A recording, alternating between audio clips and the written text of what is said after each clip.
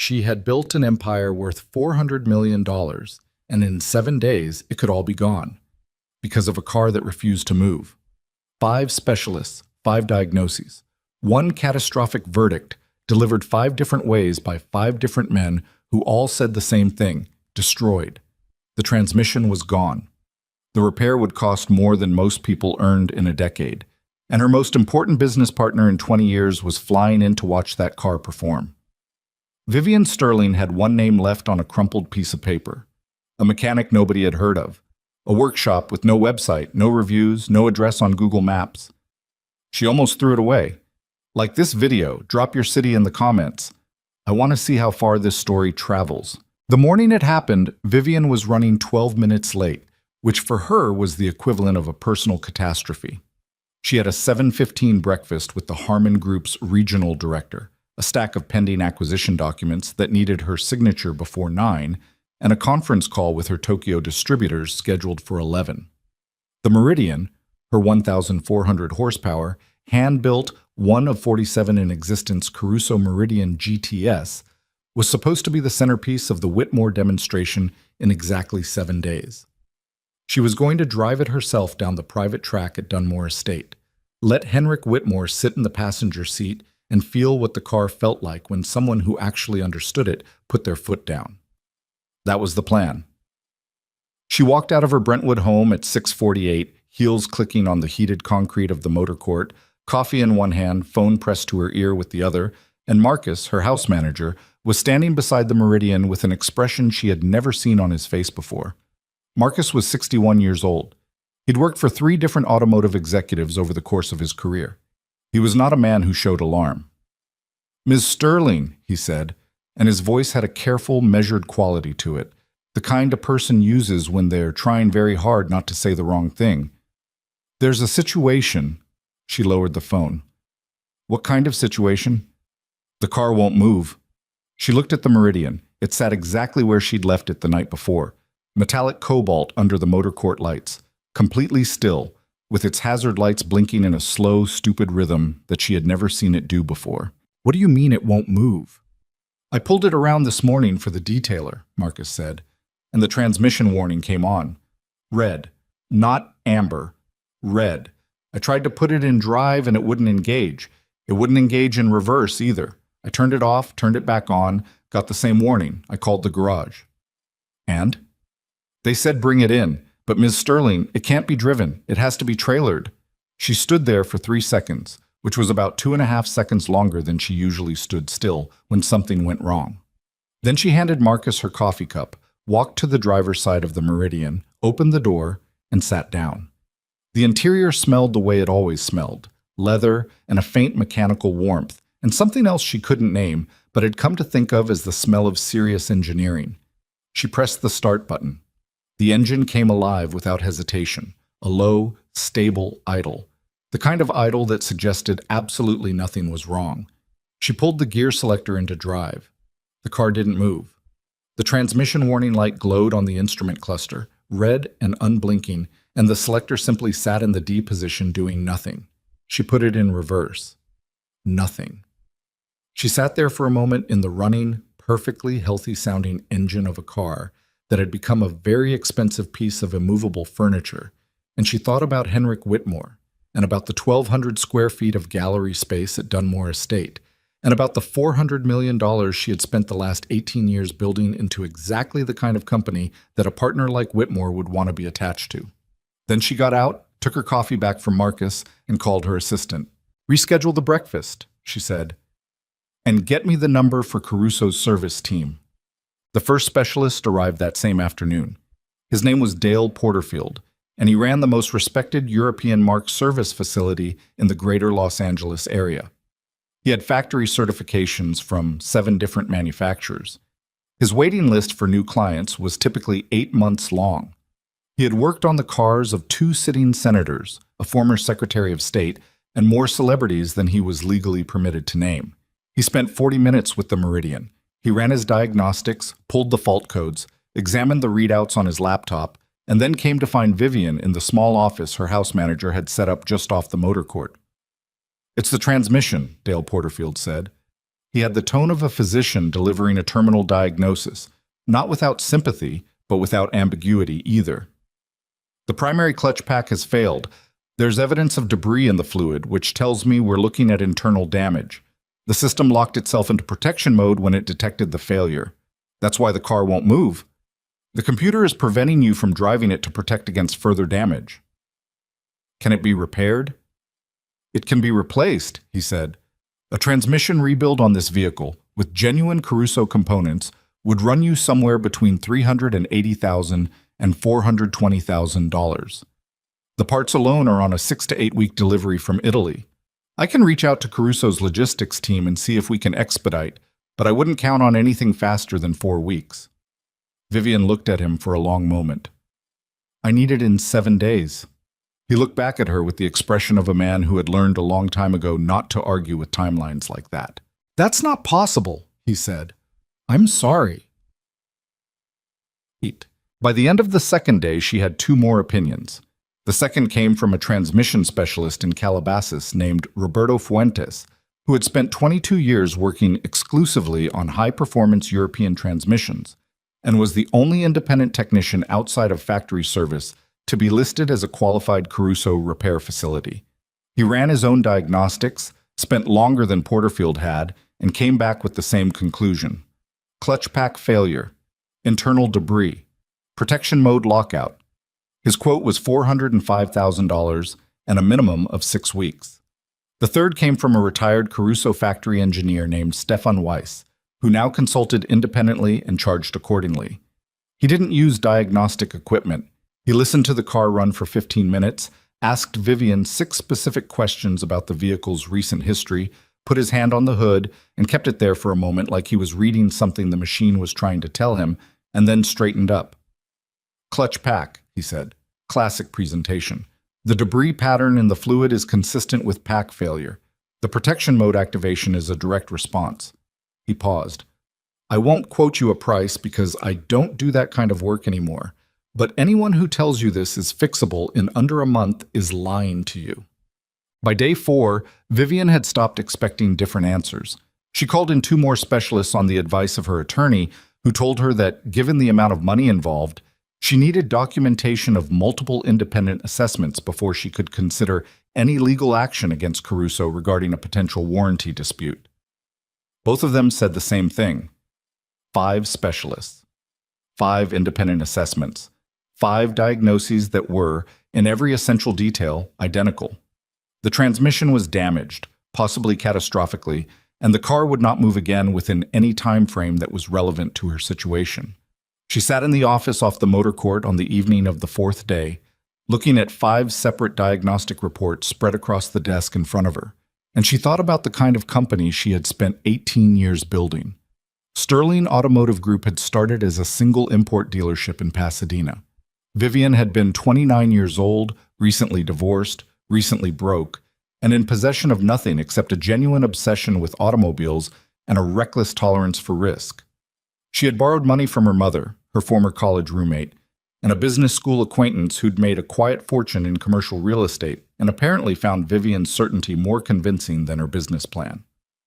18 years later, Sterling Automotive Group had 11 dealership locations across 3 states, a specialist vehicle division that sourced and sold ultra-high-end automobiles to private clients internationally, and a service and restoration arm that handled vehicles most shops wouldn't touch. She had 143 employees, a gross annual revenue that had crossed the $400 million mark for the first time the previous fiscal year, and a reputation in the collector car world that had taken the better part of a decade to build and could not be replaced.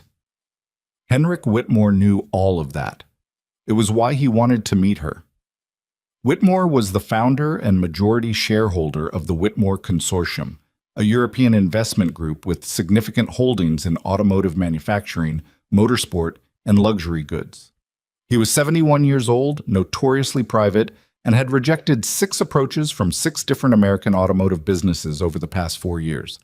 His assistant had called Vivian's office in March, unprompted, and requested a meeting. The meeting had been set for 8 months.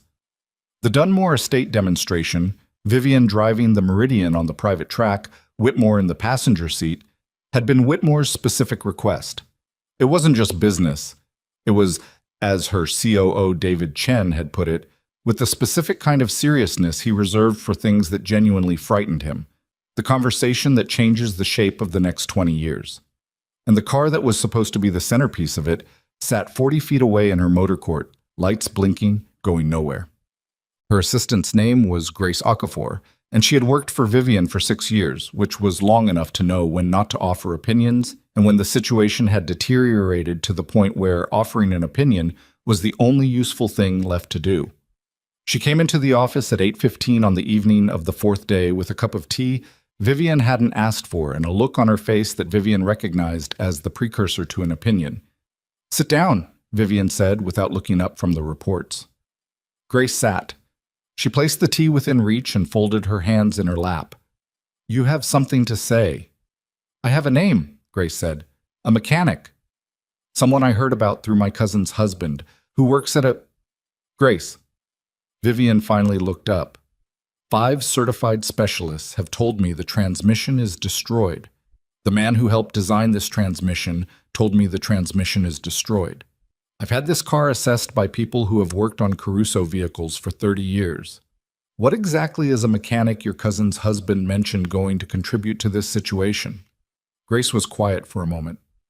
"He said this person fixed a car that 4 other shops had declared totaled." "What kind of car?" "A McLaren F1. Vivian looked at her for a longer moment. A McLaren F1 is one of the most mechanically complex road cars ever produced. "I know. The people who know how to properly work on them could fit in a reasonably sized room."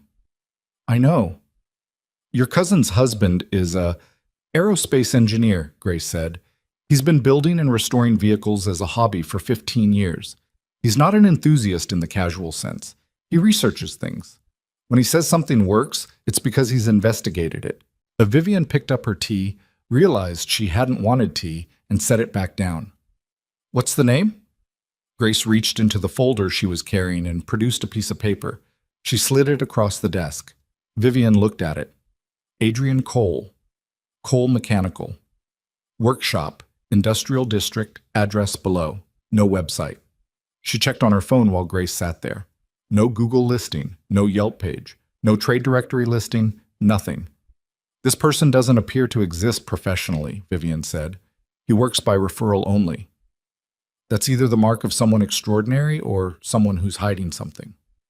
My cousin's husband thinks it's the former." Vivian folded the piece of paper and set it on the desk. She looked at the 5 diagnostic reports. She looked at the folded piece of paper. She thought about Henrik Whitmore, and about 72 hours, and about the shape of the next 20 years. "Call him in the morning," she said. The address led to the kind of neighborhood that Brentwood had no conceptual relationship with.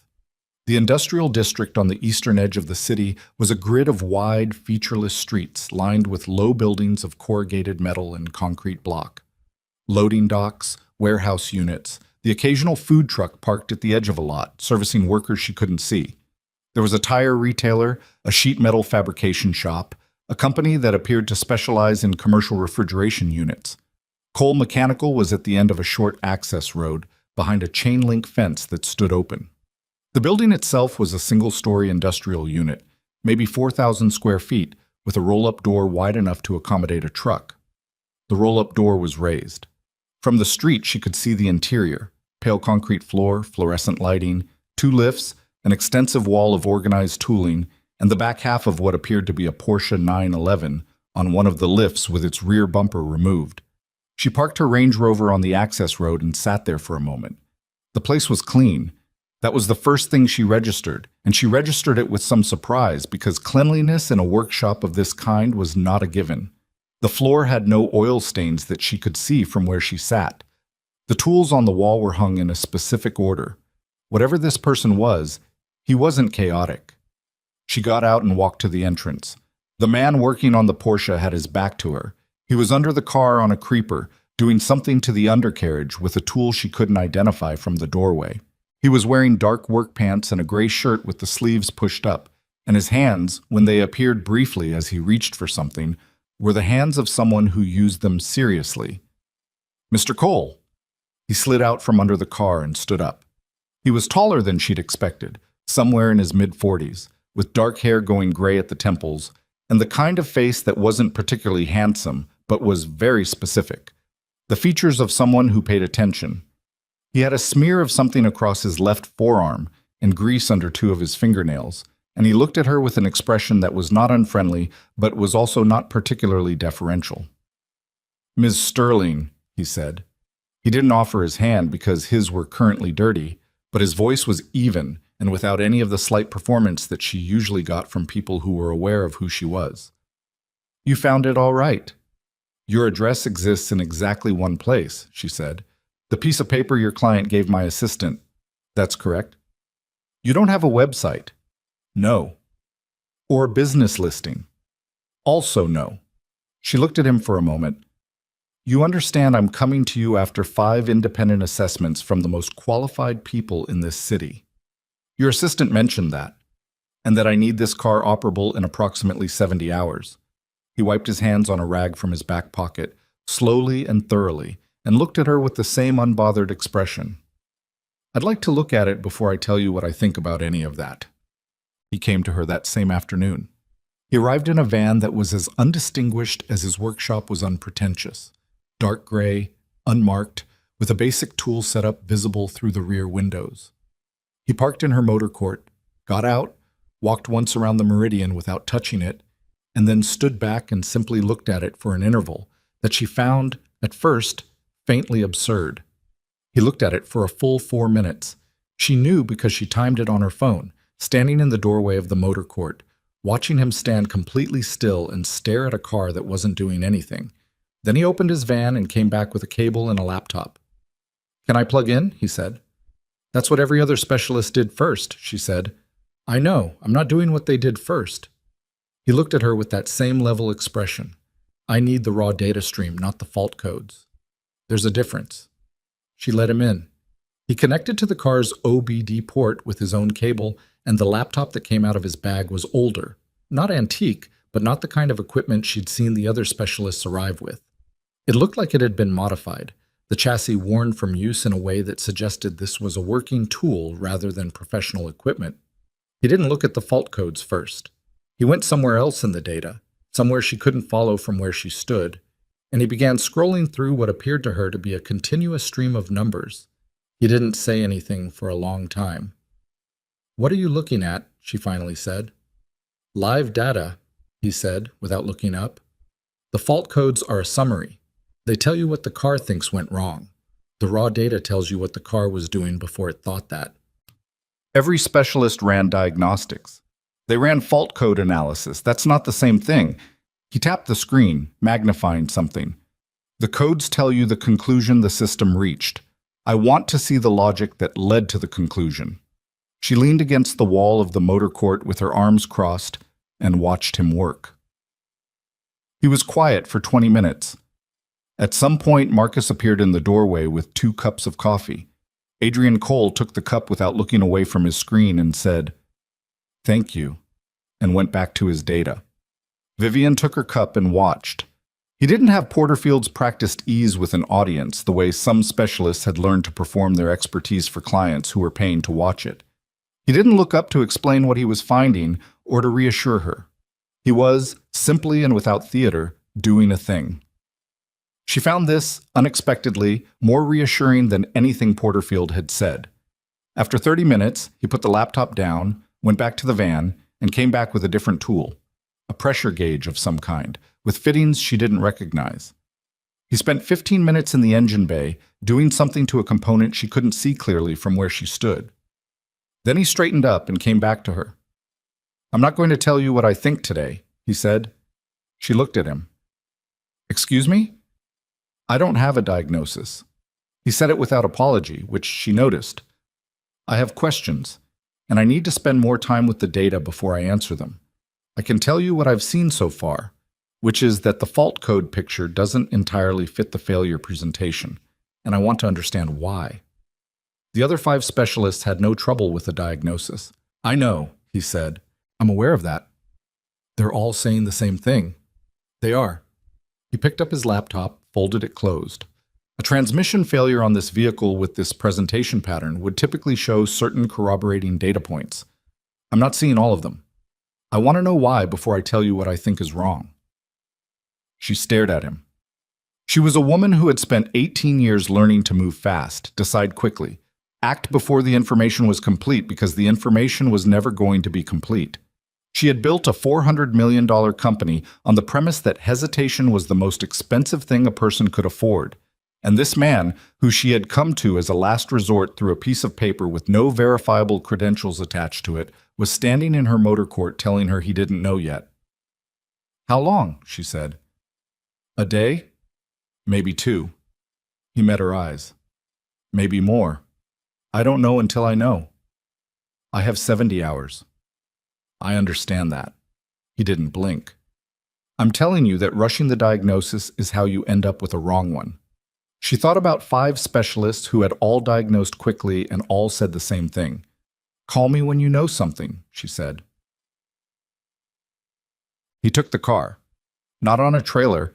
He came back the next morning with a flatbed that he operated himself, loaded the Meridian with the kind of practiced competence that suggested he had done this 1,000 times, and drove it away. She watched it go from the motor court doorway and felt something she didn't entirely have a word for. Not grief exactly, but adjacent to it. The Meridian had been in her possession for 3 years. She had bought it from a private collector in Monaco who had stored it for 11 years without driving it, which meant it had come to her with fewer than 400 miles on the odometer, in a condition that her own specialist had described as like it was driven out of the factory yesterday. She had put another 1,200 miles on it herself, on track days and private roads, and one long February drive down the California coast that she had not told anyone about because the pleasure of it had felt like something private.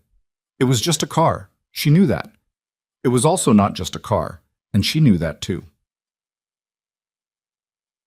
Her COO, David Chen, came to the house that evening.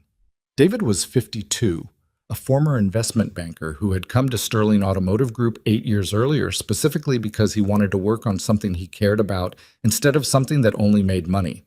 He was careful, precise, and constitutionally incapable of pretending things were better than they were, which was why Vivian kept him close. He sat across from her at the dining room table with a glass of water he hadn't touched, and a look on his face she'd seen before but not often. "Tell me what we're looking at," she said. He pulled a folder from his bag. "If the Whitmore meeting falls through, if it falls through. When I say falls through, I mean if it results in no deal, or if Whitmore walks away before a deal is reached. That outcome." He opened the folder. "We lose the Meridian demonstration as a centerpiece, which was specifically requested by Whitmore's team. We've built the entire experience around it. The track day at Dunmore is the hook. It's the thing that distinguishes this meeting from a standard executive presentation." "I know what it is, David. If the car isn't there, we can substitute something else. I've already been in contact with Dunmore about alternatives. They have 2 other vehicles we could potentially use, a 2019 Pagani Huayra and a Bugatti Chiron Sport." He paused. "But neither of them is the Meridian, and Whitmore's team specifically requested the Meridian. Why?" David looked up. Apparently Whitmore knew about the car. He's aware of it, aware of its history, aware that it was originally built for the Le Mans prototype program before Caruso pivoted away from factory racing. He wanted to ride in it specifically. Vivian was quiet for a moment. How did he know about it? His team didn't say. But it matters, Vivian. If we show up with a Bugatti and tell him the Meridian isn't available, we've already started this relationship with a substitution, with an apology. That's not how I start relationships. I know, which is why I need you to tell me where we stand with this mechanic. She considered for a moment. He said 1 to 2 days, possibly more. That gives us 48 to 72 hours. I know the math. And if he comes back with the same diagnosis as everyone else? She looked at her water glass. Then we figure out the next thing. The next thing, David said carefully, would involve calling Whitmore's office and asking for a postponement on a meeting that took 8 months to schedule, with a partner who has rejected 6 other American companies based on a car mechanical failure. Which, I know what it means, David. I just want to be sure we're both. I said, I know. Her voice came out harder than she intended, and she registered that and pulled it back. I'm sorry. I know what we're looking at. I've been looking at it for 4 days. He closed the folder. Is this mechanic legitimate? I don't know, she said. I think he might be. Based on what? She thought about it. About the 4 minutes of stillness in front of the car, about the live data stream instead of the fault codes, about the smear of grease on his forearm and the organized tools on the wall, and the expression that was curious rather than confident, which was exactly the opposite of what she usually saw from people who charged what they charged. He didn't tell me what was wrong, she said, when I wanted him to. He told me he didn't know yet. David looked at her. And that's convincing to you? Every single expert I had in before him told me exactly what was wrong within an hour. All of them said the same thing. None of them asked me the right questions. She paused. He asked me 4 questions before he looked at anything. He asked me when I last drove it, what conditions it had been driven in, whether there were any warning lights prior to the failure, and whether the failure had been sudden or gradual. Those seem like standard questions. None of the other 5 asked them, she said. They just ran their diagnostics. David was quiet for a moment. What did the questions tell him? I don't know, she said. He didn't say. He just went to work. She picked up her water glass and put it down again without drinking from it. Outside, the motor court was empty, where the Meridian had stood for 3 years, and the absence of it was something she was still learning the shape of. We wait, she said. That's what we do. We wait. The call came on day 2, early evening. Not a diagnosis, not a report. Just Adrian Cole's voice, which was the same on the phone as it was in person. Even, unperformed, careful. I have more questions, he said. What kind? About the car's history before you acquired it. The original owner. Do you have any documentation from the previous keeper? Service records, storage logs, anything like that? She thought of the collector in Monaco, the meticulous file of papers that had come with the car, the kind of documentation that serious collectors kept because it was part of the value. I have everything that came with the car, 12 years of ownership records from the original keeper. Why? Can you scan them and send them to me? Tonight? If you can, he said. She looked at the clock. 8:45. She had a 7 a.m. call the next morning, a board meeting at 10, and a lunch with her head of acquisitions that she'd already rescheduled twice. She also had a car sitting in an unknown workshop with an unknown prognosis and 50-something hours left. I'll have them to you within the hour, she said. She didn't ask what he was looking for. He didn't tell her. The documentation took her 40 minutes to pull together and photograph with her phone. 41 pages of service records, storage logs, 2 independent inspection reports, and the original factory delivery documentation. She uploaded them to a shared folder and sent him the link, and then she sat at her desk with the rest of the evening ahead of her, and thought about patience, which had never been her strongest quality. She opened her laptop and started on the acquisition documents that were still waiting for her attention, and outside the window of her office, the motor court stayed empty, and she didn't look at it more than twice. She thought about a man standing still in front of a car for 4 minutes, reading something the car hadn't said yet, and she decided that this, the waiting, the not knowing, the absence of reassurance, was the truest thing that had happened since the morning the hazard lights started blinking. She went back to her documents. She waited. The documents arrived in Adrian's shared folder at 9:47 in the evening, and he was still awake when they did. He had been awake since 5:30 that morning, which was not unusual for him. Sleep, for Adrian Cole, had always been a negotiation rather than a surrender. He came to it when the work allowed, and lately the work had not been particularly generous.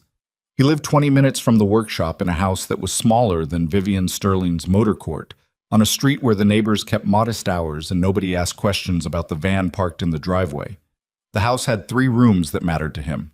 The kitchen, where he made coffee and occasionally ate actual food, the study, where he kept his reference library and his secondary workstation, and the attached garage, where a partially restored 1971 Alfa Romeo Spider had been waiting patiently for the better part of 2 years for him to finish what he'd started.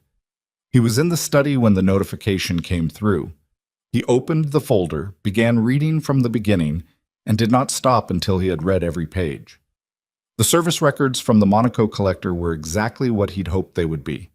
Thorough, chronological, and written in the obsessive detail of a man who had treated this car the way other people treated museum acquisitions. Every oil change was logged, every tire rotation, every time the car had been started during its 11 years of storage. There was an entry: date, duration, ambient temperature, conditions. The collector had been a retired aerospace executive, and the records had the quality of engineering documentation rather than simple maintenance logs. Adrian read through them twice. On the second pass, he found what he was looking for. It wasn't dramatic. It wasn't underlined or highlighted or flagged in any way by the collector, because the collector hadn't known it was significant. It was a single entry, 18 months before Vivian Sterling had purchased the car, in which the collector noted that the vehicle had been started for its regular idle cycle and had thrown a brief warning light, amber, not red, that had extinguished itself within 40 seconds. The collector had noted the code, P2345, transmission pressure sensor signal range. The code had cleared itself. The collector had noted it in the log, as he noted everything, and had not followed up because the car had started fine every subsequent time and the warning had never reappeared. Adrian sat back in his chair and looked at the ceiling for a moment. Then he picked up his phone. It was 11:15. He thought about that for about 3 seconds and called anyway. Vivian answered on the second ring, which told him she hadn't been asleep. "You found something," she said. It wasn't a question. "Maybe," he said. "I found something in the documentation that I want to rule out before I tell you what I think. I need one more day with the car." There was a silence on the line that had a specific texture to it, not the silence of someone absorbing bad news, but the silence of someone doing math in their head. "You have it," she said. "What did you find?" "A sensor anomaly from 18 months before you bought the car. A pressure sensor on the transmission threw a code and cleared itself.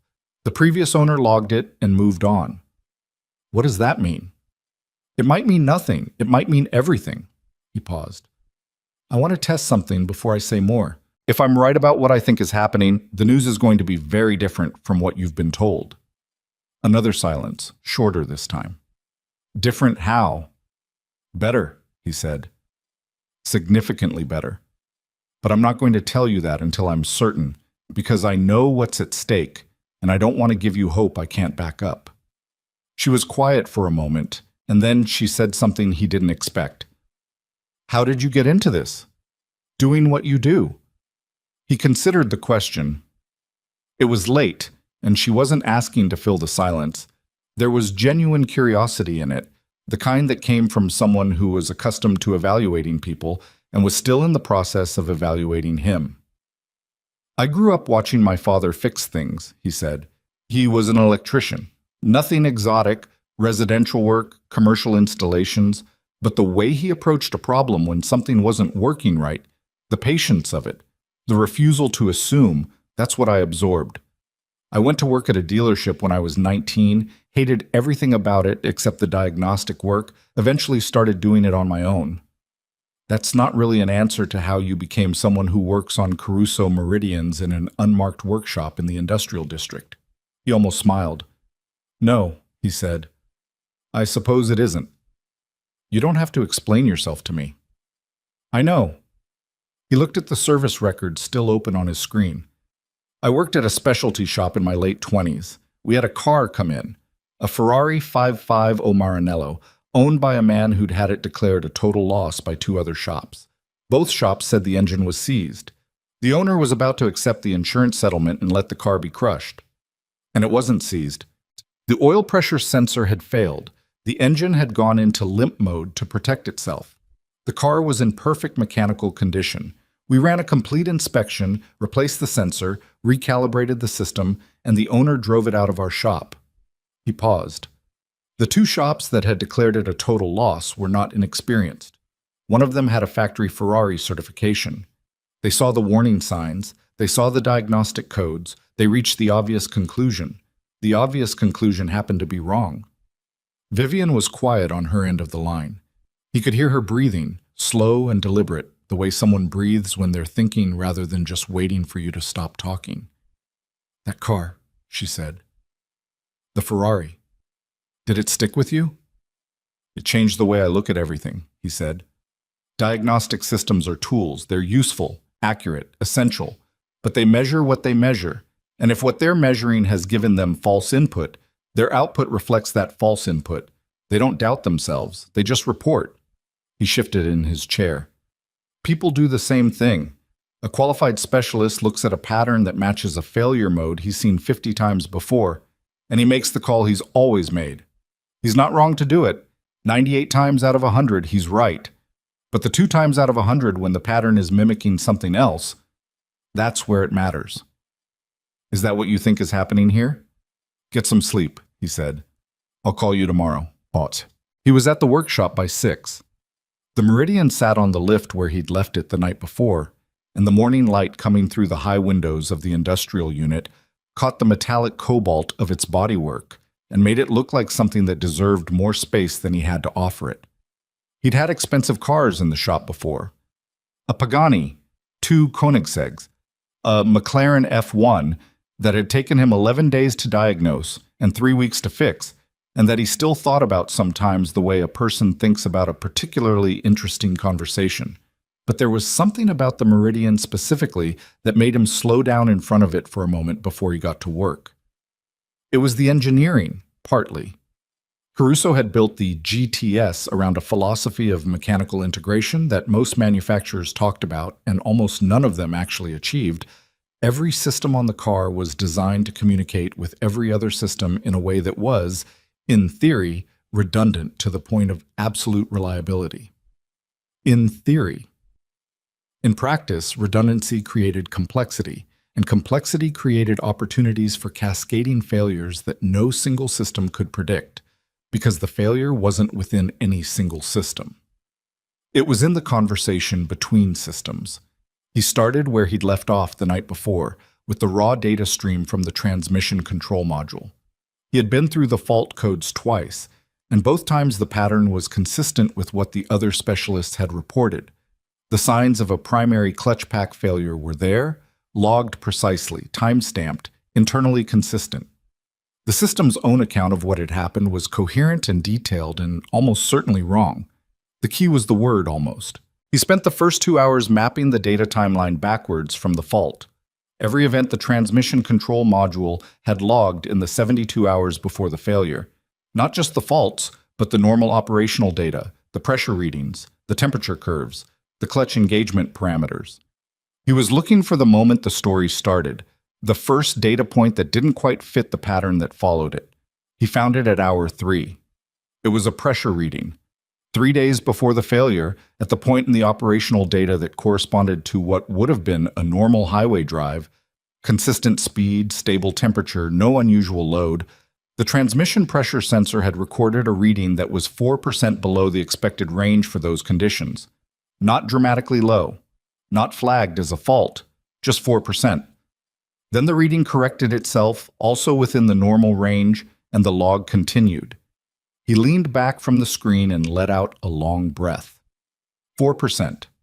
Uncorrected for 15 seconds, then back to normal. The kind of blip that a system would note without flagging, that a technician reviewing the data at a glance would scroll past, that every specialist who ran a standard diagnostic would never see because a standard diagnostic didn't pull this layer of data. He thought about the Monaco collector's log. The amber warning light, 18 months before the sale. P2345. Transmission pressure sensor signal range. Cleared in 40 seconds. He thought about cascading failures. He thought about redundancy creating complexity. He thought about what happens when a sensor that's been intermittently unreliable for over a year finally gives a reading that is not 4% off, but dramatically, unambiguously, catastrophically off. And the system it feeds, designed to protect the drivetrain from catastrophic damage, reads that input and does exactly what it was built to do, shuts everything down. He was on the lift 2 minutes later, a pressure gauge in his hand. Passat. The actual work of removing and accessing the transmission pressure sensor on a Caruso GTS was not, in itself, technically demanding. The engineering that made the car remarkable also made it, in certain respects, more accessible than vehicles with less integrated designs. The sensor was reachable without pulling the transmission, which on any other car of this performance level would have been a multi-day operation on its own. It took him 40 minutes to access the sensor and connect it to his external measurement equipment. What the external measurement told him was what he had already begun to suspect, stated now in numbers rather than in theory. The sensor was reading, at rest, approximately 31% below its calibrated baseline. Not intermittently, consistently. The transmission control module had been receiving a pressure signal that told it, in the unambiguous language of sensor data, that the hydraulic pressure in the transmission was critically low, low enough to indicate component failure, and had responded by activating the protection protocol that locked the drivetrain. The clutch pack was not damaged. The internal components were not degraded. There was no debris in the fluid that would indicate mechanical failure. He confirmed this with a fluid sample that he analyzed himself, using equipment most shops didn't bother to keep because it was expensive and rarely changed the diagnosis. The fluid was clean. The fluid was, in fact, near perfect, which made sense for a car that had fewer than 2,000 miles on it. The car was not broken. The car thought it was broken because the instrument that told it how it was doing had quietly, gradually, invisibly failed. Not spectacularly, not in a way that anyone would notice, but in the slow and unremarkable way that precision components sometimes fail after years of intermittent strain. The sensor had been complaining since before Vivian Sterling had bought the car. It had been complaining quietly, and nobody had heard it because nobody had been listening at the right frequency. And when it finally failed completely, it had done so with such convincing thoroughness that 5 specialists, a factory-trained engineer, and every diagnostic system they'd brought to bear had looked at the resulting data and seen exactly what the failing sensor wanted them to see. He went to find his phone. It was 11:40 in the morning when Vivian's phone rang. She was in a meeting, her head of acquisitions across the table, a stack of purchase documents between them, coffee going cold on her right. And she looked at the screen and said, "I need to take this," and walked out of the conference room without waiting for a response. "Tell me," she said, in the hallway. "The transmission is intact," Adrian said. She stopped walking. "The clutch pack is undamaged. The internal components are in good condition. The fluid is clean." His voice was the same it always was, level, unperformed, careful. But there was something underneath it that she recognized after a moment as the particular kind of satisfaction that belongs to someone who has been right about something that mattered. The car's drivetrain protection system activated in response to false sensor data. A pressure sensor on the transmission has failed. It's been degrading intermittently for at least a year, probably longer. There's a logged code from the previous owner 18 months before you bought the car that suggests the issue predates your ownership. She said nothing. She was standing in the hallway outside her conference room with her hand pressed flat against the wall, and she was doing the thing she always did when the ground shifted. She was cataloging, fast, translating new information into its practical implications. "The car locked itself down," she said, "because the sensor told it something was wrong." "Yes. And the sensor was wrong. The sensor was failing, which amounts to the same thing." A brief pause. Every diagnostic the other specialists ran picked up the same data the car's own systems were generating. The fault codes, the failure presentation, the protection mode activation, all of it was internally consistent with a genuine clutch pack failure. From the perspective of a diagnostic system, there was no reason to look deeper. The story the data told was complete. But it was the wrong story. It was a story based on input that wasn't accurate. He paused. The sensor is telling the system what to think. The system is telling the diagnostic tools what it thinks. The diagnostic tools are telling the specialists what the system thinks. At no point in that chain does anyone ask whether the original input was valid because the input is coming from a factory-calibrated sensor on a vehicle with almost no mileage. The assumption is that the sensor is accurate because the sensor should be accurate. She stood there in the hallway, and the thing she felt was not relief exactly. Or not only relief. It was something more complicated than relief, which had to do with 5 very confident, very expensive, very qualified men who had all looked at this situation and reached the same conclusion, and the man who had charged her nothing yet and had looked at the same situation and asked a different question. "Can you fix it?" she said. "I already have the part on order. The sensor is not a Caruso-specific component. It's a supplier part that's also used in 3 other vehicle platforms. I can have it by tomorrow morning." "And then?" "Replace the sensor, recalibrate the transmission control module, run a full verification cycle. Assuming the verification confirms what the static tests indicate, the car should be fully operational." Another pause. "I want to be careful about the word should. I'm confident in the diagnosis. I'm always cautious about outcomes until I can confirm them with a running test." "How cautious?" "Reasonably confident," he said. "Enough that I'd tell you to be ready to drive it." She exhaled slowly. "Okay," she said. "Okay." "Get some sleep," he said for the second time. "I'll call you when the part arrives." Ted. She went back into the conference room and finished her meeting, which was impressive. And then she sat at her desk for 20 minutes doing nothing, which was less characteristic. David Chen appeared in her doorway at 1:30, read her expression, and came in without being invited. "Something happened," he said. "Sit down." He sat. She told him what Adrian had found as precisely as she could, because David's value to her was in his precision, and she'd learned not to round the edges when talking to him. When she was finished, he was quiet for a moment. "A sensor," he said, "a failing sensor that had been degrading for over a year. And 5 certified specialists missed it." "They didn't miss it," she said, which surprised her as she said it, because she hadn't planned to defend them. "They weren't looking for it. The data they had access to was consistent with the diagnosis they made. Nobody told them to look at the original input." "But he did." "He asked different questions." She picked up her pen and turned it in her fingers. "He asked about the raw data stream instead of the fault codes. He asked about the car's history before I owned it. He didn't come in with a diagnosis, he came in with a question."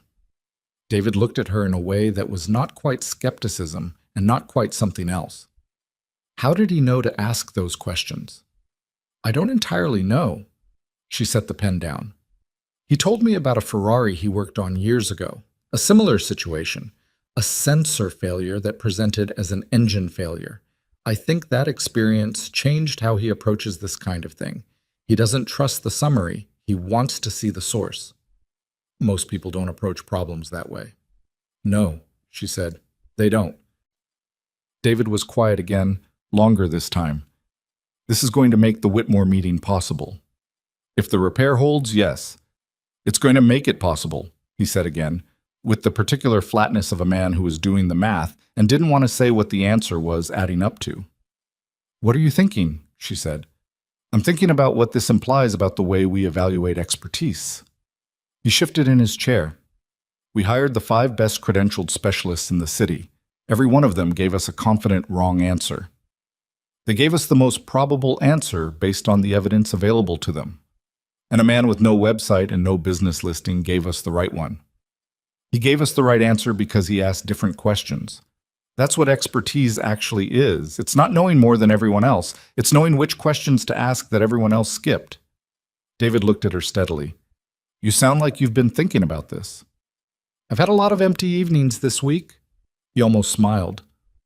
"For what it's worth," he said, "I think Whitmore is going to be very interested in this story." "We're not going to tell him this story." "Why not?" She picked the pen back up. "Because the story isn't over yet, and because I don't share half-finished things with people I'm trying to impress." She drove to the workshop herself the next afternoon, which surprised Marcus, who had assumed she'd send someone. She hadn't been back since the morning she'd come to evaluate Adrian for the first time, and she found it looked the same. The fence standing open, the Porsche that had been on one of the lifts now gone, replaced by what appeared to be a mid-90s Land Rover Defender, with its engine in several extremely deliberate pieces on a work table nearby. The Meridian was on the other lift, its undercarriage visible, a service light illuminating the area beneath it. Adrian was at his workbench when she came in, writing something in a bound notebook. Not typing, actually writing, with a pen, in handwriting that she could see from where she stood was small and precise. "Miss Sterling," he said, and closed the notebook. "The part came in?" "This morning." He nodded toward the lift. I installed it 2 hours ago. I was about to run the verification cycle when you called. She looked at the Meridian. It was strange to see it here, in this undecorated space under fluorescent lights suspended above the industrial floor. It looked, she thought, slightly incongruous. Not diminished exactly, but exposed in a way that a car like this rarely was. "Can I watch?" she said. He considered that for a moment, in the way she'd come to recognize as characteristic, not deliberating exactly, but not answering before he'd actually thought about the question. "You can," he said. "It's not going to be visually interesting. It's a software verification process. I'll be looking at a screen." "I know what a software verification process looks like." "Right." He nodded. "Then yes." He lowered the Meridian off the lift, which took a few minutes and was accomplished with the same unhurried precision that characterized everything she had seen him do. Then he opened the driver's door and connected his laptop to the OBD port, and she stood 3 feet away and watched him work.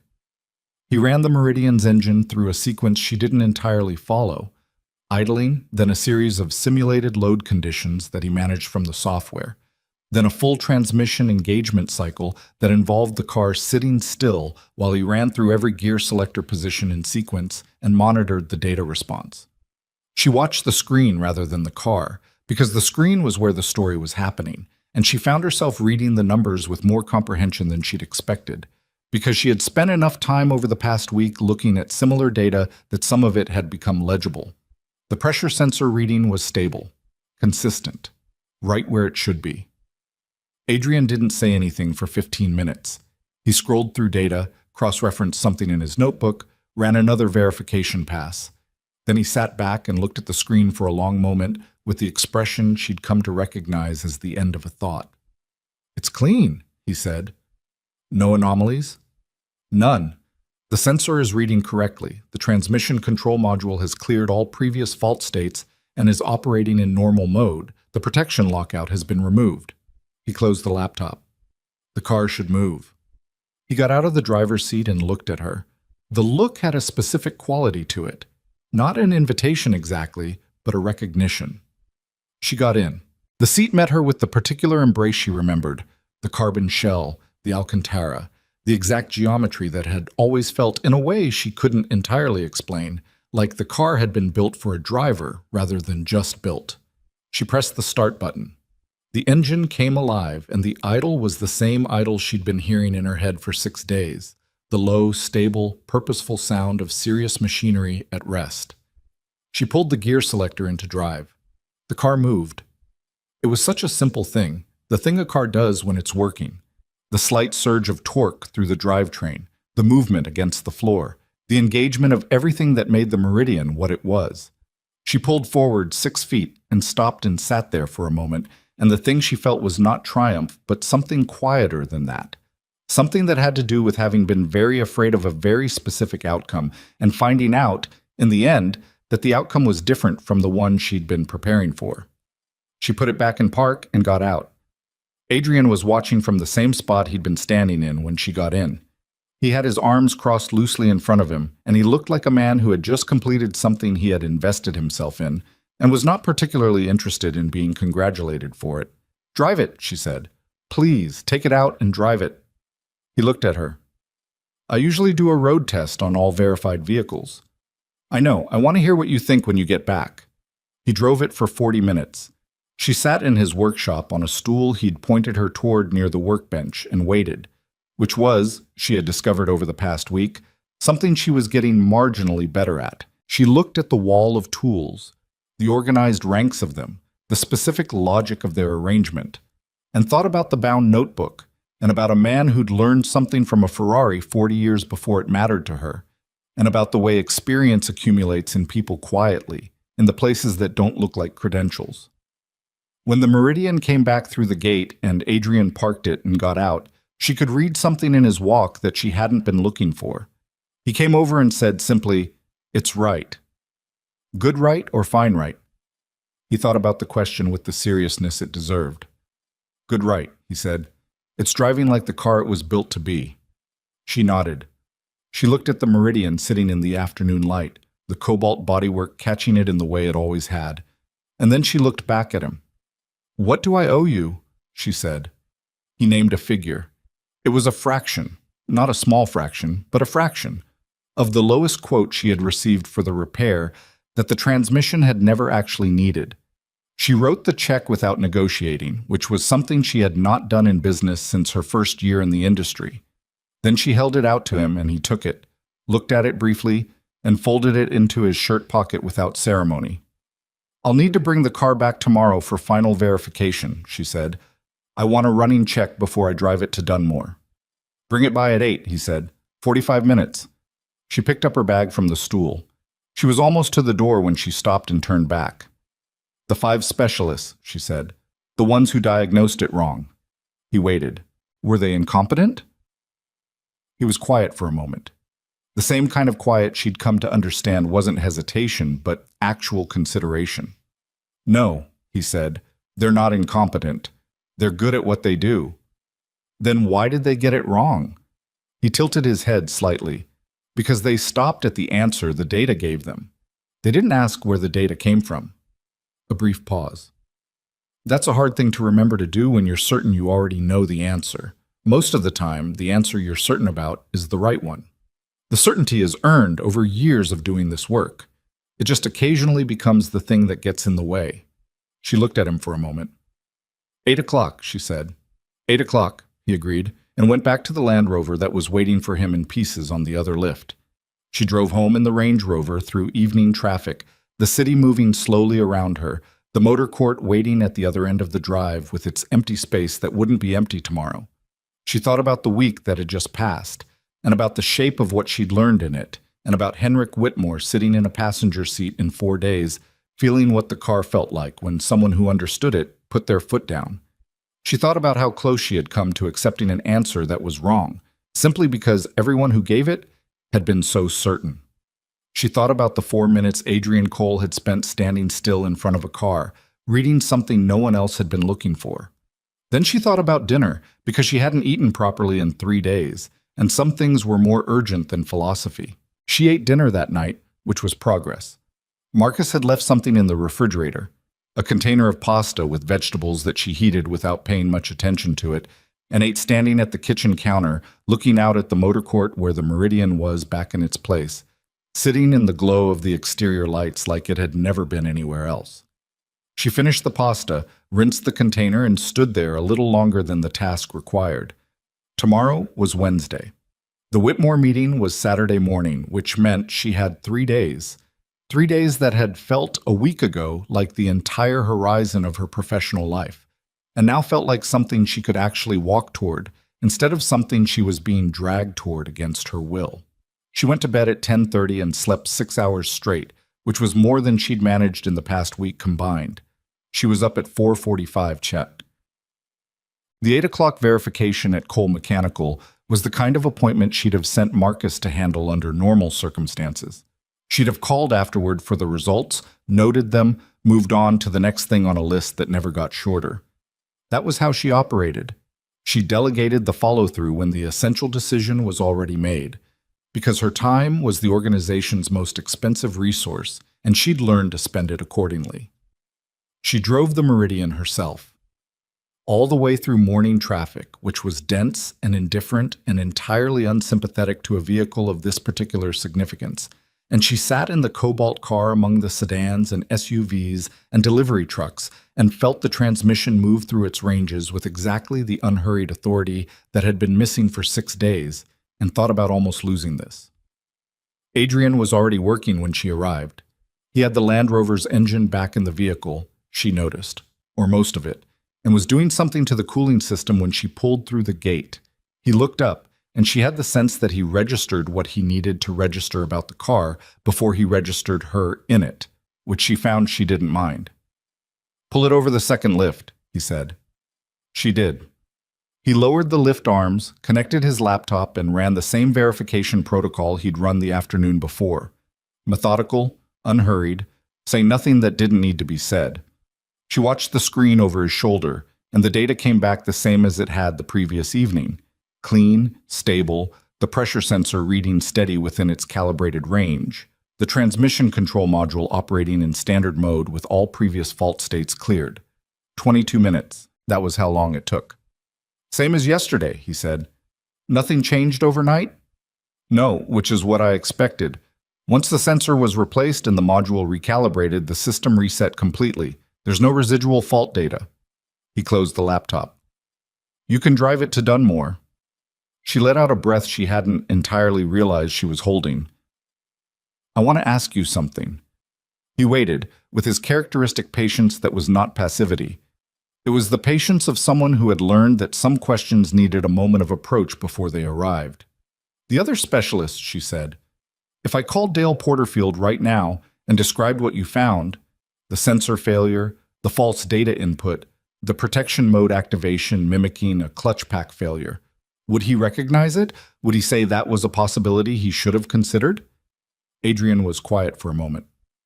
He'd probably say it's a known failure mode, he said, in the abstract. If you described it to him, he'd recognize it. But he didn't think of it on his own. No. Why not? He looked at the car for a moment, then back at her. When you walk into a situation with a conclusion already forming, based on the presentation, the codes, the client description, the vehicle type, your prior experience with this failure pattern, the confirmation happens very fast. You see what you expect to see, and the data supports what you expect to see, and there's no obvious reason to look behind the data at the thing that's generating it. He crossed his arms loosely. It's not negligence. It's the way pattern recognition works in expert minds. The more experience you have, the faster the pattern recognition fires. Most of the time, that speed is exactly what you want. Occasionally, it's the thing that gets you. You have experience too. I do. He looked at her directly. I've made the same mistake. Early on, less so now, but I've done it. I had a car years ago, a client I liked, a presentation that was textbook for a particular kind of failure, and I diagnosed it in 40 minutes and was wrong. Had to call the client back 2 days later and tell him I'd been overconfident. A brief pause. That kind of thing stays with you differently than the mistakes you catch yourself. She studied him. You told me about the Ferrari before, the one that changed how you approach things. The Ferrari was earlier, made me cautious in theory. The mistake I made afterward, that made me cautious in practice. There's a difference. She looked at the Meridian on the lift. All right, she said. She picked up her bag. At the door, she paused and turned back, and she said the things she'd been carrying since the previous afternoon, the things she'd been deciding whether to say. Saturday morning at Dunmore Estate, she said. I'd like you to come. He looked at her with an expression that was neither surprised nor immediately agreeable. As what? As the person who fixed the car that's going to be driven on that track, in case there's any question about its condition. She paused. Also because the man I'm meeting has spent 50 years in the automotive industry, and I think he would find you interesting. I'm not interested in being found interesting by investors, he said, without particular sharpness, just as a statement of fact. I know that. Come anyway. He was quiet for a long moment, which she had learned to read as the particular silence of someone genuinely weighing something rather than building toward a refusal. What time? He said. 9 o'clock. I'll have Marcus send you the address. She spent the next 2 days doing what she did, which was work. The board meeting on Thursday covered the acquisitions pipeline, the Q3 revenue projections, and a presentation from her head of operations about infrastructure costs at the Pasadena location that needed addressing before the end of the fiscal year. She sat at the head of the table and listened and asked the questions that mattered and made 3 decisions before noon, which was about average. She had a call with the Tokyo distributors that had been rescheduled twice, which ran 40 minutes and produced a provisional agreement on the spring allocation that was better than she'd expected. She reviewed 41 pages of documentation on a potential acquisition, a specialist restoration facility in Northern California with a strong reputation and complicated finances, and marked it as a deal worth pursuing if the due diligence came back clean. In the spaces between, she thought about Henrik Whitmore. She had done her research on Whitmore in the months since the meeting had been scheduled, which meant she knew him fairly well in the way that research could tell you about a person, which was well enough to know what research couldn't tell you. He had built the Whitmore Consortium over 40 years from a family engineering business in Stuttgart into a European investment group with holdings on 4 continents. He had, In the course of doing that, acquired a reputation for being extremely patient, extremely direct, and almost impossible to impress in the way people usually tried to impress him, which was with numbers and credentials and the performance of seriousness. What impressed Whitmore, according to the handful of people Vivian knew who had dealt with him, was specificity. He wanted to understand not just what a business was, but how it thought, the actual quality of judgment inside it, the way decisions got made when things went wrong, the texture of the people who ran it. She thought about the week she'd just had, and about the quality of judgment she'd actually demonstrated during it. And she wasn't entirely sure the picture was flattering. She'd brought in 5 specialists and taken their word for it. She'd almost let an astronomical, entirely unnecessary repair proceed. Would have let it proceed, probably, if Grace hadn't produced a piece of paper with an address on it. What she'd done right, she thought, was recognize when the standard answer wasn't satisfying her. Follow the uneasy feeling instead of dismissing it as wishful thinking. Sit with not knowing when a man she had no reason to trust told her he didn't have an answer yet. That was something. She wasn't sure it was enough to build a philosophy on, but it was something. Friday afternoon, the day before Dunmore, David Chen came to the office with the final logistics brief for the morning. He set it on her desk and walked her through it.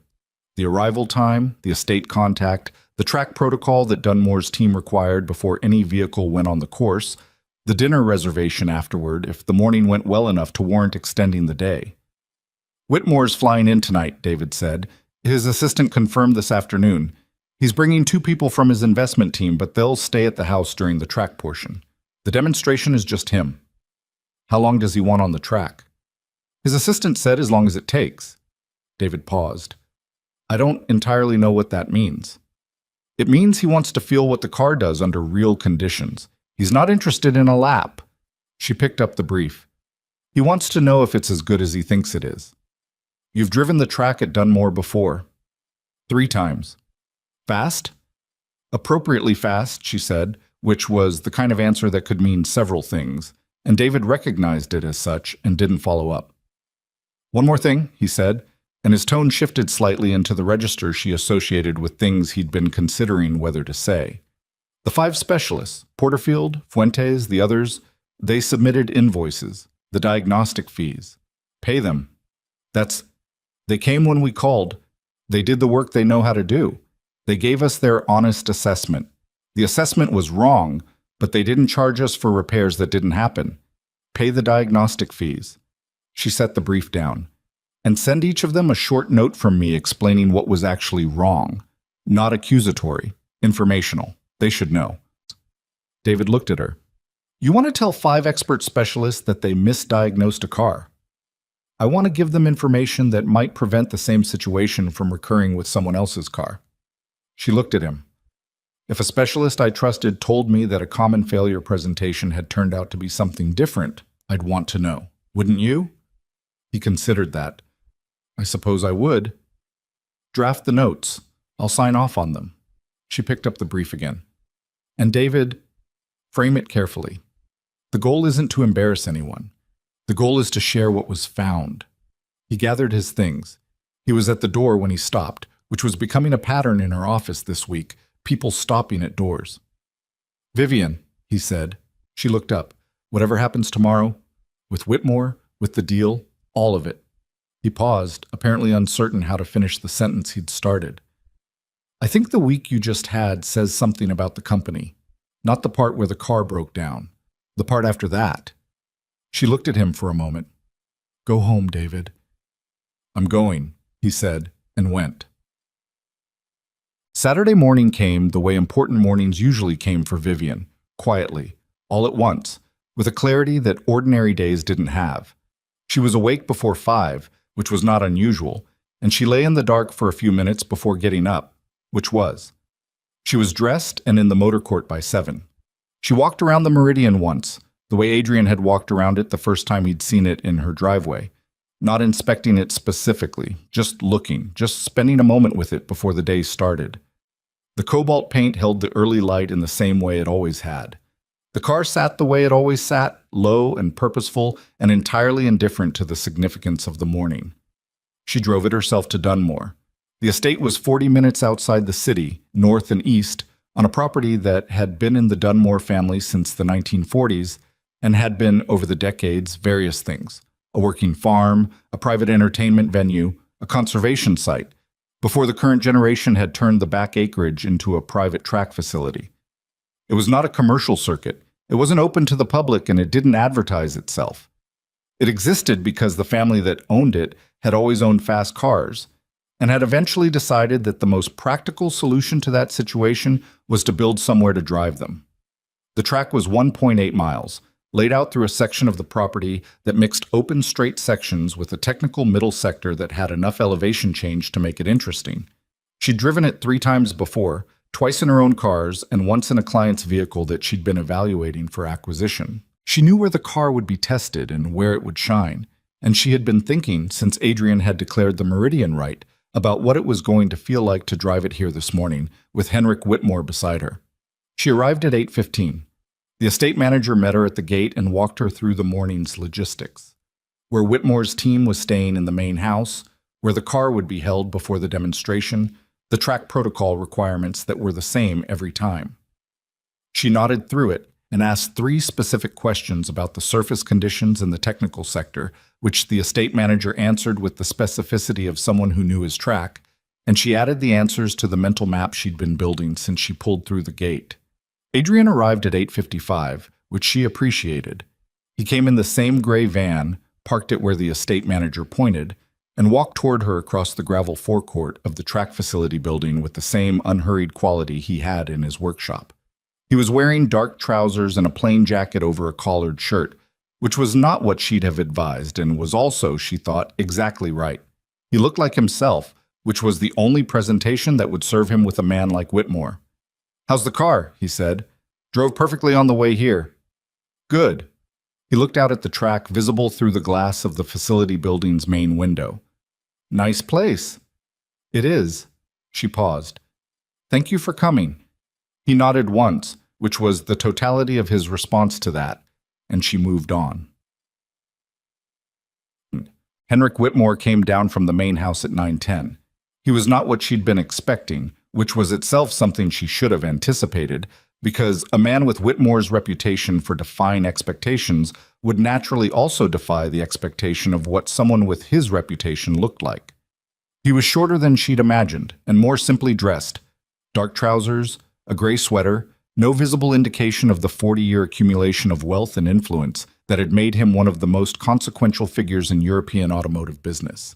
His hair was white and closely cut. He moved without hurry. He had, she noticed immediately, the eyes of someone who was paying close attention to everything and showing very little of what they made of it.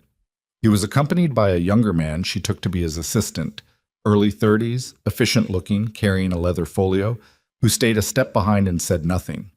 Whitmore crossed the forecourt and extended his hand. His handshake was firm without demonstration. "Ms. Sterling," he said. His accent was German-inflected British, the product, she knew, of a Stuttgart childhood and a London education. "I've been looking forward to this." "As have I." She meant it, which was not always true when she said it. His eyes moved, not obviously but perceptibly, to the Meridian visible through the facility windows, and then to Adrian, who was standing 3 feet to her left with his hands in his jacket pockets. "This is Adrian Cole," she said. "He's the engineer who prepared the car for today." Whitmore looked at Adrian with the same quality of attention he'd given everything else. "Adrian," he said, and shook his hand. "Mr. Whitmore," Adrian said. "You work on Caruso's regularly?" "Not regularly. This is the second one I've been inside." Whitmore's expression registered something. Not quite surprise, not quite satisfaction. "What was the first?" "A 2019 GT4 Corsa, owner in Phoenix, transmission issue. Similar presentation to this car, different root cause." "What was the root cause on this one?" Vivian watched Adrian's face as he decided how to answer that question. She had not briefed him on how much to share because she'd trusted him to read the room, and he was reading it. "A pressure sensor failure that had been intermittent for over a year," he said. "The failure presentation mimicked catastrophic transmission damage. The car was locked in protection mode. 5 other specialists had examined it and concluded the transmission was destroyed." Whitmore's attention sharpened in a way that was subtle but unmistakable. All five reached the same conclusion? They did. And you reached a different one. I asked different questions first. Adrian paused. The data they had access to was internally consistent with the diagnosis they made. The problem was upstream of the data. The sensor that was generating it had been degrading without logging a persistent fault. I found it in the historical record and in the raw data stream, not in the fault code summary. Whitmore looked at him for a moment. How long have you been doing this kind of work? 22 years. Where did you train? On the job, mostly. I had a mentor in my 20s who was good enough to show me what I didn't know. Adrian glanced briefly at the Meridian. I read a lot. Whitmore almost smiled. It was a very small thing, barely a change in the set of his mouth, but Vivian caught it. Shall we drive? Whitmore said, turning to her. She walked him to the car herself. The estate manager had already run the pre-session track protocol. Surface check, safety systems verified, timing equipment active. The Meridian sat at the pit entrance with the confidence of a car that didn't know it had been doubted, which was the only way cars ever sat. She held the passenger door. Whitmore folded himself in with the ease of someone who had spent a great deal of his life getting into and out of very low cars. The Alcantara seat met him. He looked at the dashboard, the instruments, the gear selector, and she saw his hands move to the seat controls briefly, adjusting for his height with the practiced economy of a man accustomed to finding his position in unfamiliar cockpits. She got in, settled, pressed start. The engine came alive, and the idle filled the cockpit in the way it always did, present without being loud, a vibration more than a sound, the machine breathing. She drove out onto the track. The first section was a long straight that she covered at moderate speed, letting the car wake up, letting Whitmore feel the weight of it and the way the chassis communicated with the road. She felt him beside her, not tense, not performing relaxation, just present and attentive, the way experienced drivers sit in passenger seats. He wasn't gripping anything. His hands rested on his thighs. Tell me about the car, he said. What do you want to know? What it was built to do. She thought about how to answer that as she approached the first technical section. Caruso built 47 of these as a private commission. The Le Mans program was canceled before it got to prototype stage, and the chief engineer didn't want the development work to disappear into an archive. The GTS is what he decided the car would have been if it had been built for the road instead of the track. Not a street-legal race car, but a road car with race car thinking in it. Every system is designed around the assumption that the driver knows what they're doing. Do you? Drive it like I know what I'm doing? She put her foot down into the entry of the first corner, felt the chassis respond with the instantaneous, almost telepathic fidelity that she had never stopped marveling at. I try.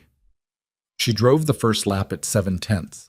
The technical sector, the middle section with the elevation changes, the off-camber left-hander that looked like nothing and punished assumption, the long right-hander that she'd worked out on her third visit and still wasn't completely satisfied with, she took at the pace of something that was getting reacquainted rather than proving itself.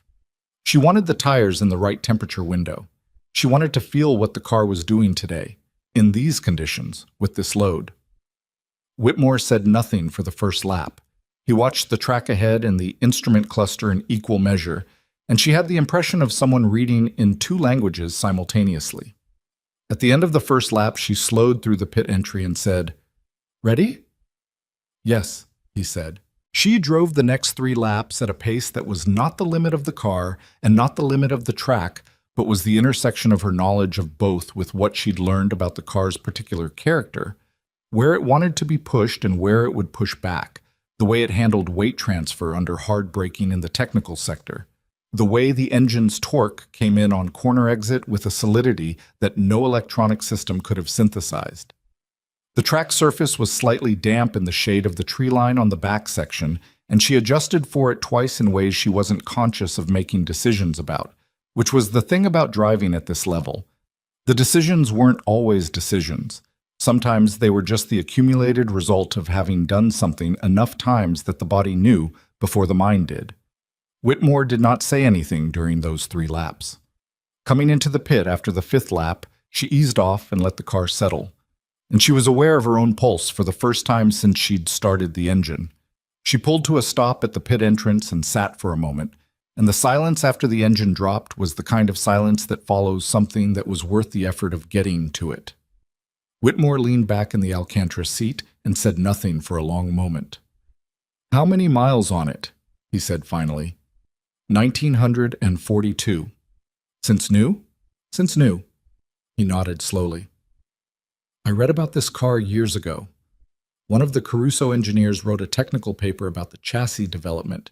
It was published in a German engineering journal, circulation of about 400 people. Not exactly mainstream.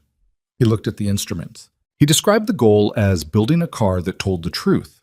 His phrase, the idea that most high-performance vehicles are built to manage the driver's experience, to make the car feel more capable than it is, to protect the driver from information they might not be able to use. He wanted to build something that gave the driver everything and trusted them to handle it. He succeeded, she said. Did the car tell you the truth when the sensor failed? She thought about that. The car did exactly what it was built to do. It told its systems that something was wrong, and its systems responded by shutting down to prevent damage. The problem was that what the car thought was happening wasn't what was actually happening.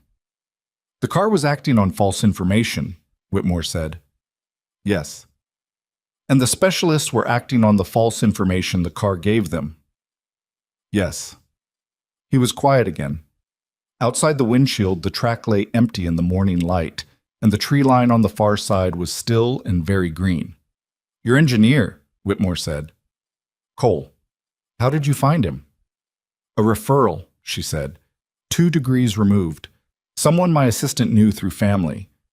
Not through industry channels. He doesn't operate through industry channels. Why not? She thought about the organized tools on the wall and the bound notebook and the smear of grease on his forearm that first afternoon. I think because industry channels would change what he does. He works by referral because the referrals find the right clients. People who need someone who thinks differently. She paused. He told me once that the mistake most diagnosticians make is trusting the summary instead of reading the source. He wants the raw data, not the report. Whitmore turned to look at her, and his expression had the quality she'd been told about but hadn't quite believed until now. The sense that he was looking at something specific rather than the surface of a thing. That's what I do, he said, when I evaluate a company. She met his eyes. I know. Boy. They had coffee in the facility building afterward, the 3 of them, Whitmore, Vivian, and Adrian, who Whitmore had asked to join them in a way that was not a request. Whitmore's assistant sat in the background taking notes, present but not participating, which was a skill in itself. The conversation covered the car, and then the business, and then something more interesting than either. The question of what distinguished the way Adrian had approached the Meridian's problem from the way 5 accredited specialists had approached the same problem. Whitmore asked the question directly.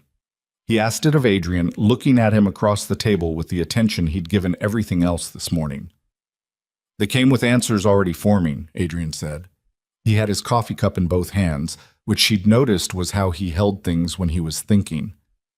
I came with a question. The question was, what is the car actually doing as opposed to what the diagnostic systems say it's doing? Those aren't always the same thing, he paused. The fault code system is a layer of interpretation. It takes raw data and translates it into a human-readable conclusion. That translation is useful, essential, and it's right almost all the time. But a translation is still a translation. Something can be lost. When the original data is corrupted, the translation reflects the corruption, not the truth.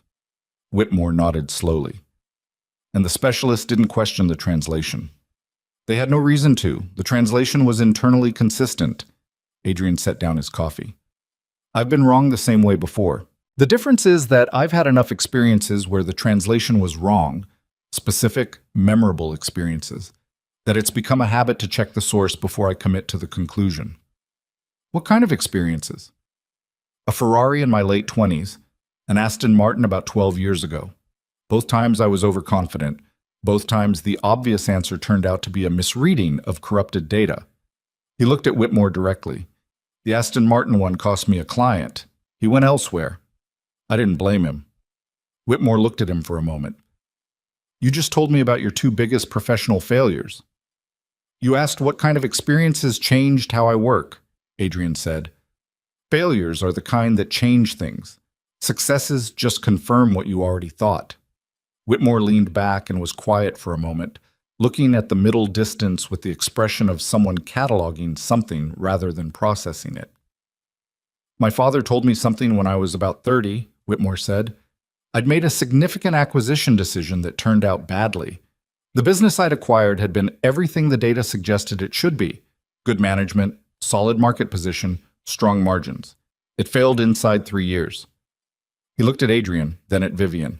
He said, You evaluated what the business reported about itself. You never asked what the business was actually doing, not what it said it was doing, what it was doing. The room was quiet for a moment. Vivian was aware in a way she hadn't quite been until this moment that the conversation had moved somewhere she hadn't planned for it to go. Not about the car, not about the business, about the thing underneath both, which was the question of how you know what's actually true when the instruments reporting on it have their own limitations. She looked at Whitmore. Is that what you're doing here? This morning? It's part of it. He picked up his coffee and held it for a moment without drinking. I've been in this industry for 50 years. I've seen extraordinary businesses fail because the people running them trusted their instruments too completely. I've seen ordinary businesses succeed because the people running them kept asking whether the instruments were telling them the truth. He looked at her. I wanted to know which kind of person you are. She held his gaze. What did you find out? He almost smiled again, that small, precise thing she'd seen earlier. I found that when your instruments gave you a catastrophic diagnosis on something you couldn't afford to lose, you paid for 5 expert opinions, none of which satisfied you, and then you followed an uneasy feeling down a referral chain to a workshop with no address on Google Maps. I almost didn't, she said. I came very close to accepting the consensus. But you didn't. No. Why not? She thought about it honestly. Because every expert gave me the same answer in the same amount of time with the same confidence. And uniformity that fast on something this complicated felt like agreement built on agreement rather than agreement built on independent investigation. When 5 people reach the same conclusion in the same way, the question isn't whether they're right, it's whether they're all working from the same assumption. Whitmore looked at her for a long moment, long enough that she became conscious of it. Yes, he said, finally. That's it exactly. He set down his coffee and looked out the window at the track, where the Meridian sat alone in the late morning light, waiting. I'd like to have dinner tonight, he said. All 3 of us. I want to continue this conversation. Vivian said yes. She looked briefly at Adrian, who was looking at Whitmore with an expression she hadn't seen from him before. Not quite resistance, not quite agreement. The look of someone recalculating something he'd thought was settled. He said yes, too. And the morning sat around them, the coffee cooling, the track empty, the car outside in the light that was strengthening now toward noon. And she thought about instruments and what they could tell you, and what they couldn't, and the difference between reading a report and reading a source. The day was not finished. None of this was finished. She was beginning to understand that it had barely started.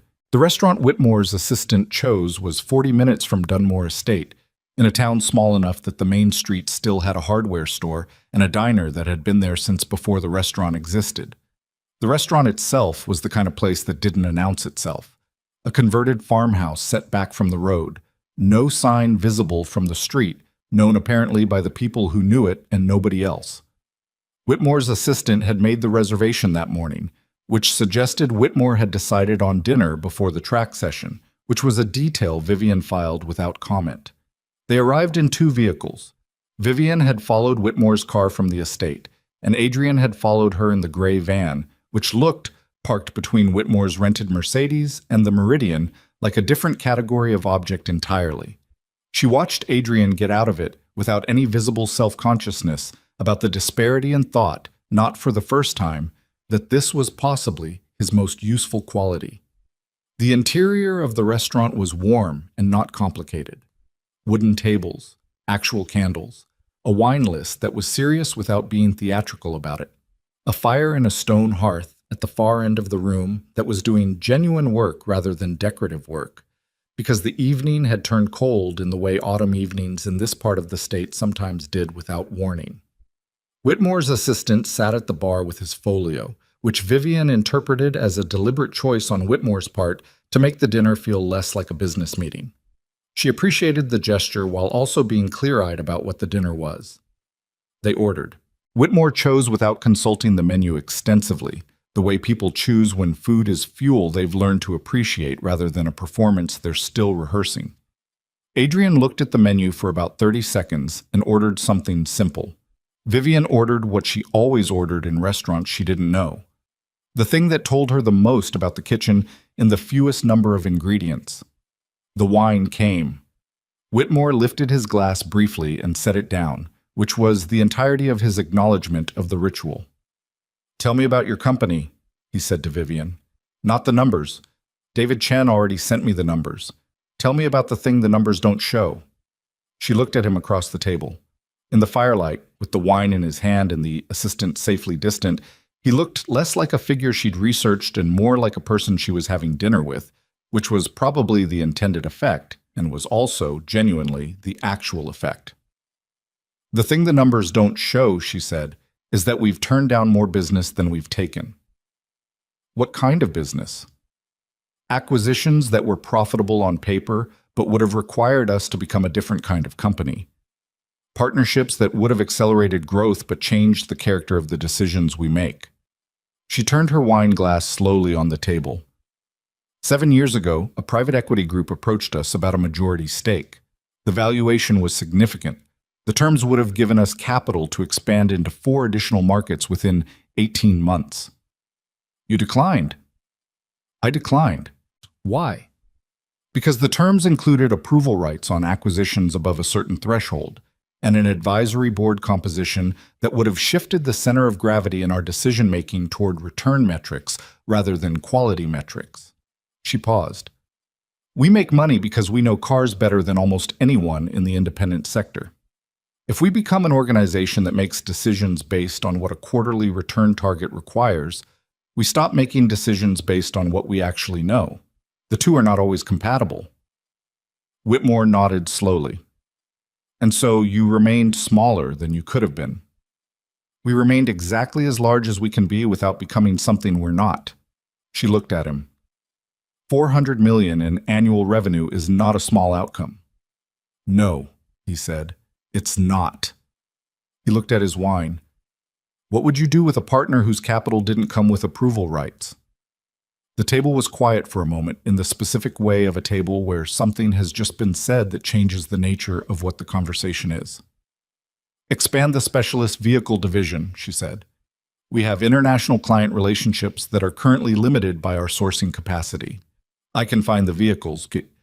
I have the network to find almost anything, but the capital required to hold inventory at that level is beyond what our current structure allows. We're turning away transactions because we can't carry the position while the right buyer is identified." She paused. "There's also a restoration facility in Northern California I've been watching for 2 years. The talent there is exceptional. The financial management is not. It's the kind of situation where the right capital partner allows the talent to do what it does without the distraction of a funding problem." "And the international expansion?"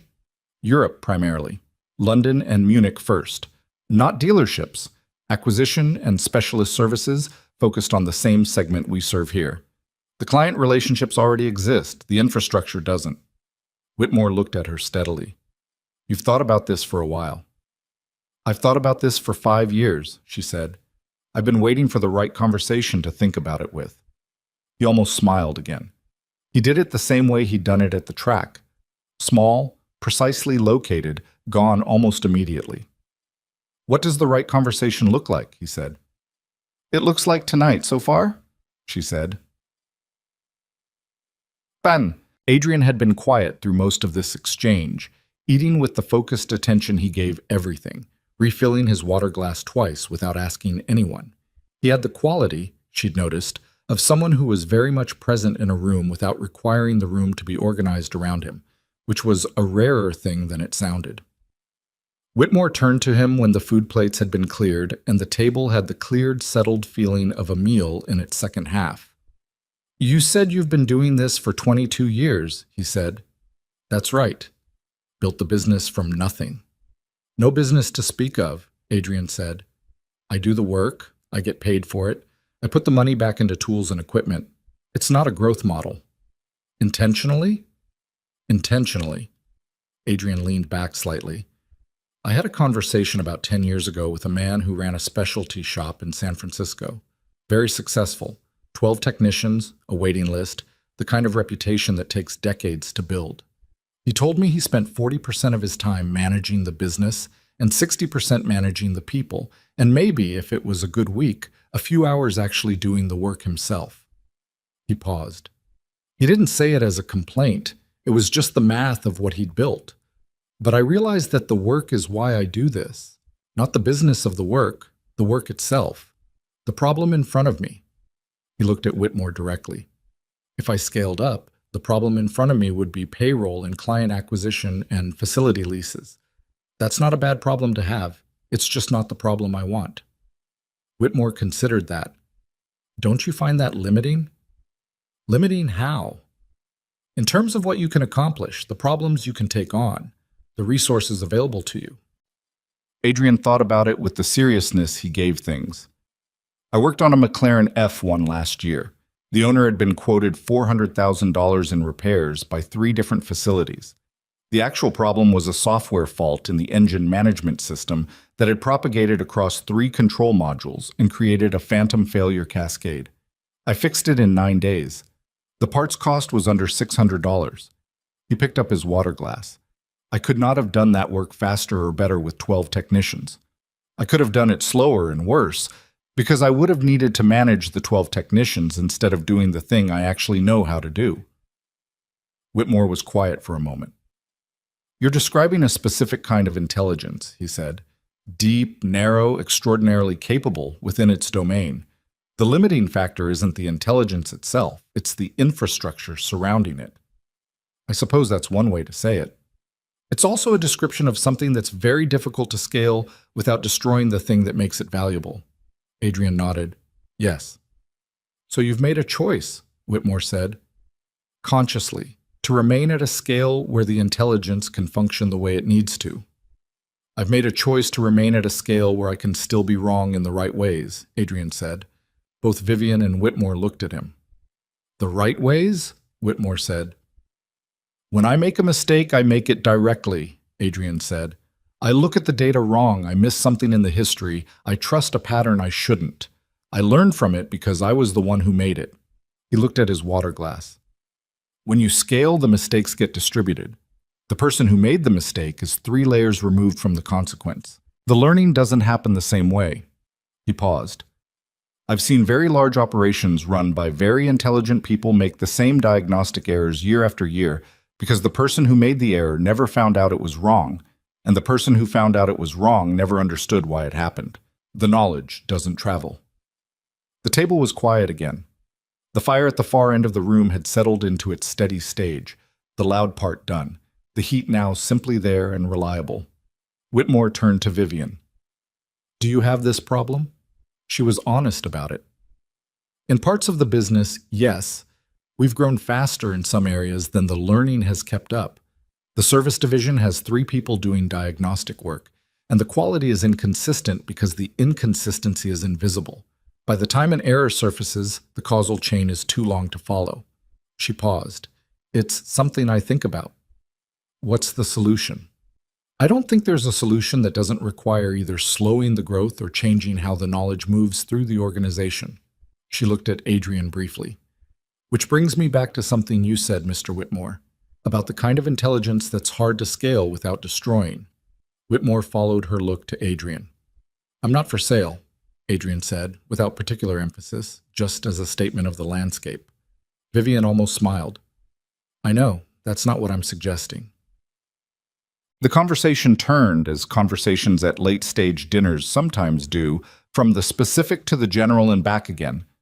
The shape of the European automotive market, the particular challenges of the collector car sector, the way digital diagnostic technology had changed the practice of mechanical service in ways that were almost entirely positive and in one significant way were not.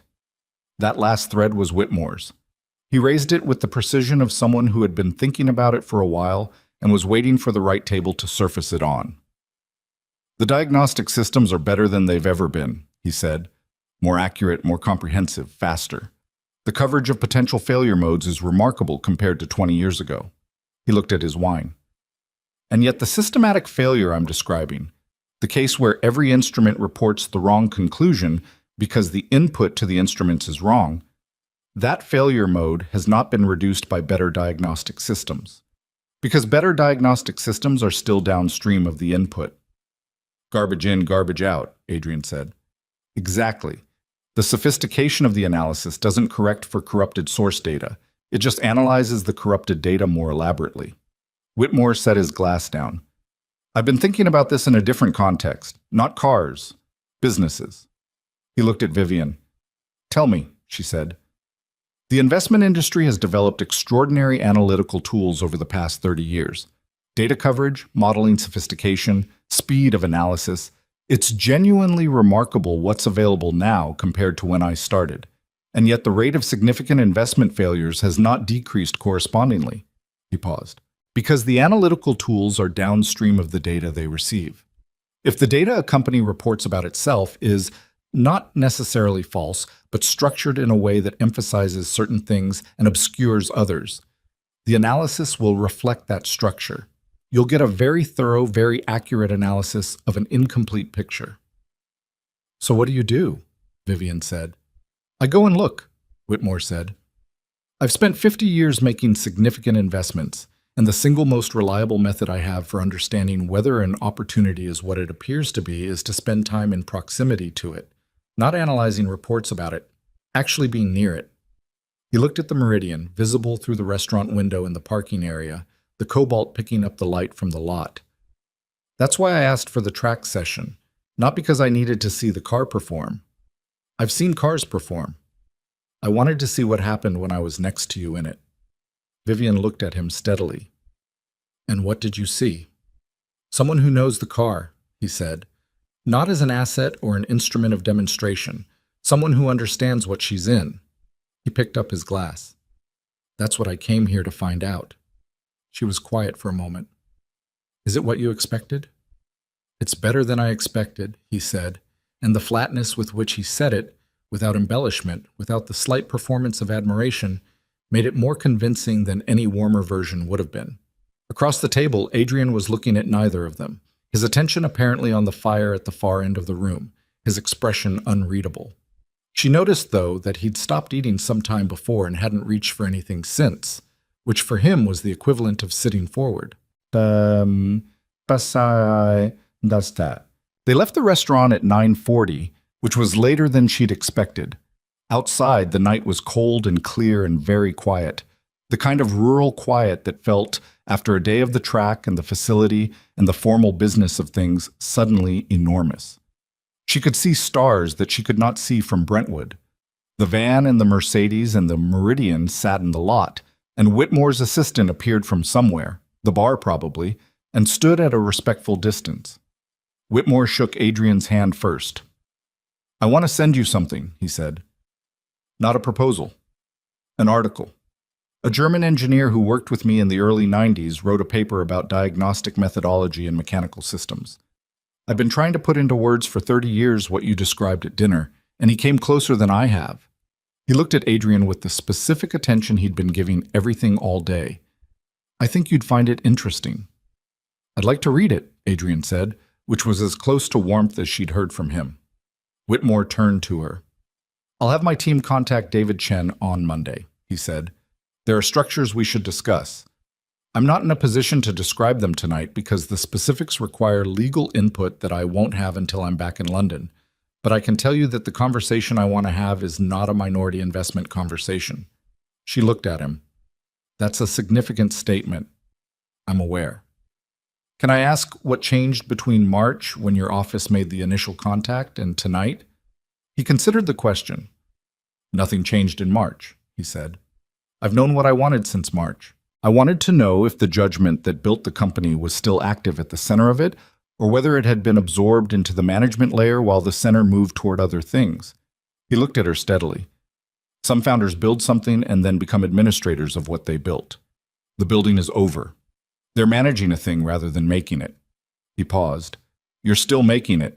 The week you just had demonstrates that more clearly than any financial presentation could. She was quiet for a moment in the cold, with the stars above the parking lot, and the Meridian waiting, and Whitmore looking at her with the same uncomplicated attention he'd had all day. The week I just had, she said, nearly cost me the thing I've spent 18 years building. Yes, Whitmore said, and you navigated it without losing either your judgment or your composure. That's the week I needed to see. He paused. Although I suspect you'd say your composure had several undignified moments. She almost laughed. It surprised her. The almost laugh, genuine and uncalculated. Several, she said. He nodded once, which was, she understood, the Whitmore equivalent of a warmer send-off than most people received. Monday, he said, and got into the Mercedes. She stood in the parking lot for a moment after the Mercedes' taillights had turned onto the main road. Adrian was a few feet away, keys in his hand, not going anywhere yet. What did you make of him? She said. He was quiet for a moment. Careful, he said. In the old sense of the word. Full of care. He turned his keys in his hand. He pays attention to the things that actually matter and ignores the things that don't. In my experience, that's rarer than it sounds. Did tonight change your opinion of what he's proposing? He looked at her. He's not proposing anything to me. He's interested in you, she said. He was interested in you from the moment you told him about the Ferrari story at the facility this morning. He's interested in the diagnostic methodology, Adrian said. That's not the same as being interested in me. He asked for your contact information at the end of dinner. I saw his assistant write it down. Adrian was quiet. You don't want to be interested, she said. Not accusatory. Just observing. I don't want things to change, he said. It came out with a simplicity that suggested it was something he'd thought about before and arrived at honestly rather than defensively. What I have is exactly what I want. When I get to the shop in the morning, the problem in front of me is a mechanical problem. I go at it until I've solved it, and then there's another one. The thing I carry out of there at the end of the day is the work itself. Not a personnel issue, not a budget conversation, not a stakeholder call. The work. He looked at the Meridian. I've seen what happens to people when they start trading that for something that looks like a larger version of it. It's not a larger version. It's a different thing. Nobody's asking you to trade anything, she said. Not yet.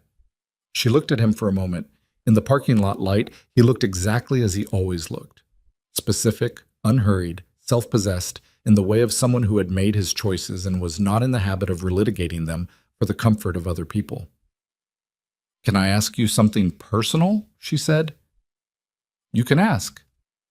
Do you ever wonder what you'd have built if you'd scaled up? If you'd taken the path that went through the big shop and the staff and the waiting list? He thought about it. She had come to appreciate that he actually thought about questions before answering them, rather than answering and thinking simultaneously, which was the way most people she dealt with operated. Sometimes, he said, less than I used to. He turned the keys over in his hand. When I was younger, I thought about it the way you think about things when you haven't made the choice yet and all the options are still available. It had a different weight then. He paused. Now I think about it the way you think about a road you didn't take, not with regret exactly, more with curiosity. Who would I have become? What would the work have looked like?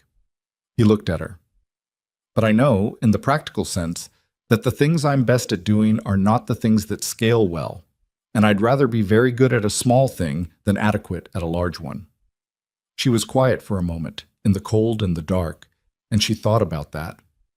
I made a different choice, she said. I know, he said, and you're good at the large thing. That's not nothing. She almost said something and didn't because what she had almost said was personal in a way that didn't belong to the parking lot of a restaurant on a night that had already given her more than she'd come expecting. I'm going to call you next week, she said instead. About the notes I'm sending to Porterfield and the others. I want to talk through how to frame the technical explanation. I don't want it to read as a rebuke. Call me, he said. I'll help with that. He got into the van. She stood for a moment and watched him pull out of the lot and onto the main road, the van's taillights diminishing toward the dark, and then she got into the Meridian. The engine came alive. The transmission engaged without hesitation, without the smallest suggestion of resistance, just the smooth, absolute authority of a system that was doing what it was built to do, perfectly and without comment. She sat there for a moment before pulling out, the heater beginning to work, the dashboard instruments all reading correctly, the pressure sensor doing its quiet and accurate job 31% away from where it had been falsely reporting for over a year. She thought about Whitmore in the passenger seat that morning, his hands quiet on his thighs, reading the car the way she'd been reading the road ahead. She thought about the 5 diagnostic reports spread across her desk 10 days ago, all saying the same thing with the same confidence. She thought about a crumpled piece of paper that Grace had slid across that same desk, and the address on it that didn't exist anywhere except on that piece of paper. She pulled out of the lot and onto the main road and drove home through the dark, and the car moved the way it was supposed to move, and the night was clear, and the stars that she could see here and not from Brentwood were still out, and she did not think about Monday or about the Whitmore Consortium or about the shape of the next 20 years. She just drove. Sunday, she spent at home. She hadn't spent a Sunday at home, genuinely at home, not working from home, not taking calls from home, in longer than she could immediately calculate. She tried to calculate it over her first cup of coffee and gave up somewhere around the 18-month mark, which was either honest or an indictment. She couldn't decide which. Marcus was off. The house was quiet in the way that large houses are quiet when only one person is in them. Not empty exactly, but spacious in a way that could become uncomfortable if you let it. She didn't let it. She took the Meridian out in the late morning, not to any destination, just out, on the canyon roads above the city that she knew from years of early morning and late evening drives, when she needed the physical experience of movement to think properly. The car was the same it had been on the track, the same it had been on the drive home the night before. Right, in the way Adrian had described it. Good, right. She drove for an hour and a half. She didn't take any calls. She stopped once, at a turnout on the canyon road where the city spread out below her in the Sunday morning light, and sat with the engine off for 10 minutes, which was something she could not have explained to David Chen or to anyone in her professional life and didn't particularly want to. She was thinking about the notes to the 5 specialists, not the framing, which she'd worked through with Adrian during the week. The thing underneath the framing, the thing she actually wanted those 5 men to understand, which was not that they were wrong, but that the category of wrongness they demonstrated was invisible from inside the expertise that produced it. You couldn't see the assumption from inside the assumption. That was the nature of assumptions. They were the water you were swimming in. You didn't think of them as something you were swimming in until you weren't in them anymore. Dale Porterfield had 40 years of experience with European performance vehicles. He had certified knowledge of failure modes that she could not match and would not pretend to. He was not careless. He was not lazy. He had looked at the Meridian with everything he had, and everything he had had not included the question Adrian had thought to ask, because Adrian had a specific history that had taught him to ask it, and Porterfield's history had not taught him the same thing. That was what she wanted the notes to say. Not, you were wrong, but here is a category of wrongness that we were all vulnerable to, and here's what it looked like from the outside. She wasn't sure she could write that without it sounding like a lesson, which was not what she intended. She'd need Adrian's help.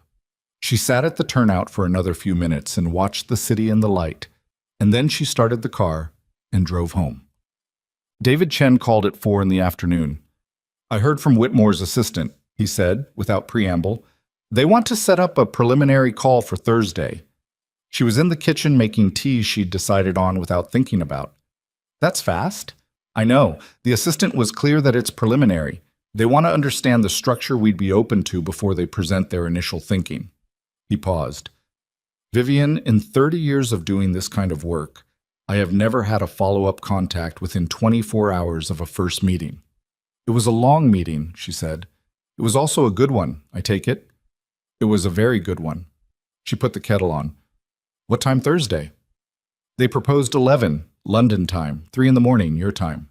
Make it work. I'll set it up. He was quiet for a moment. Can I ask what happened at dinner? She thought about how to answer that. We talked about instruments, she said, and what they can and can't tell you. A pause. That's a little abstract for me. I know. Read the notes I'm drafting for the specialist this week. It'll make more sense. The notes to the 5... Yes. Another pause. You're sending notes to the 5 specialists who misdiagnosed the car while you're in preliminary discussions with the most significant potential partner in the company's history. Yes. Why now, specifically? She considered. Because the notes are about the same thing the discussions are about, she said, and I want them in the same week so I remember that. He was quiet for a long moment. Okay, he said, which was his way of acknowledging that he didn't entirely understand but trusted the logic. Thursday at 3, she said. I'll be up. She hung up and stood at the kitchen counter while the kettle heated and the house was quiet around her. And outside the motor court held the Meridian, and the late afternoon light was doing the thing it did at this hour in October, going gold and specific and making everything it touched look more considered than it usually did. She made her tea. She took it to the study and sat at her desk and opened a fresh document and stared at it for a moment. Then she began to write. Dear Mr. Porterfield, I'm writing to share information I believe may be useful to you professionally regarding the Caruso GTS we asked you to examine on... She stopped, started again. Mr. Porterfield, I want to tell you what we found. Better. She kept going. The notes went out on Tuesday. 5 separate letters, each one slightly different from the others because the 5 men were not identical, and the same letter would have been a form letter, which was not what she intended. She'd worked on them Monday evening and into the night, and Adrian had read them on the phone Tuesday morning and suggested 3 changes. One to the Porterfield letter, where a sentence was technically imprecise about the sensor failure mechanism. One to the Fuentes letter, where her tone had slipped without her noticing into something that read as defensive rather than informational. And one to Stefan Weiss's letter, which she'd written last and which was, Adrian said, too long. Why too long, she'd asked. Because Weiss is a man who respects economy, he said. A long explanation will read to him as overcompensation. Say what you found, why it matters, 3 paragraphs. Stop. She cut it to 3 paragraphs. She signed all 5 letters herself, printed on Sterling Automotive Group letterhead, sent by courier so they arrived as physical objects rather than emails. She didn't know exactly why the physical delivery mattered to her, but it did. Something about the formality of it. The acknowledgement that what she was sending deserved more weight than a message in an inbox. The first response came Wednesday afternoon. Dale Porterfield called her direct line, which he had from the original diagnostic visit, and she answered it herself. Miss Sterling, he said. There was something in his voice she hadn't heard during either of his previous visits. A careful quality, not embarrassed exactly, but aware. I've read your letter twice. Good. She said. I hoped you would. The P2345 code. He was quiet for a moment. I've seen that code before. Not on a Caruso. On a different platform, same supplier sensor. 3 years ago. The car had it as an intermittent fault, and I diagnosed it as a sensor anomaly and replaced the sensor. But in this case, it wasn't in the fault history as an active code, he said. It had cleared. The previous instance was in the ownership documentation, which I didn't request. A pause. I should have requested it. You weren't the only one who didn't, she said. I know. That doesn't make it more comfortable. He cleared his throat. The point you make in the letter, about the diagnostic tools being downstream of the sensor input, I want to share that with my team, if you're willing. Not with attribution to your specific situation, but the principle. Share it, she said. That's why I wrote it. He was quiet for a moment. Who found it? A specialist I was referred to. Someone I'd know? I don't think so, she said. He works by referral only, no public profile. A brief pause. Those are usually either extraordinary or fraudulent. In this case, extraordinary, she said. He let out a breath. Well. A pause. Thank you for the letter, Ms. Sterling. I mean that. I know you do, she said. The other 4 responses came over the following 2 days, 2 by phone, 2 by written reply. None of the 5 men were defensive. That surprised her, and then it didn't, because defensiveness was a response to accusation, and she hadn't accused anyone of anything. She'd shared information, and information, offered without agenda, was a different kind of thing to receive. Stefan Weiss's reply was 3 sentences. She read it twice, and then set it on her desk and left it there. Ms. Sterling, thank you for this. The failure mode you describe is one I've encountered in theory and apparently failed to apply in practice. That is a useful reminder of the distance between knowing something and remembering to use it. She thought about that for a long time. The Thursday call with Whitmore's team ran 2 hours and 20 minutes, which was not preliminary in any sense that the word usually meant. It began at 3 a.m. her time, which meant she was in her study with a thermos of coffee and the particular clarity that deep night hours sometimes produced. No emails arriving, no calls. The whole world apparently paused, and only this conversation happening in it. Whitmore's lead counsel and his head of acquisitions were on the call, along with David Chen on Vivian's side and their outside counsel, a woman named Patricia Osei, who had worked with Sterling Automotive Group for 6 years and who Vivian had warned to expect something unusual. It was unusual.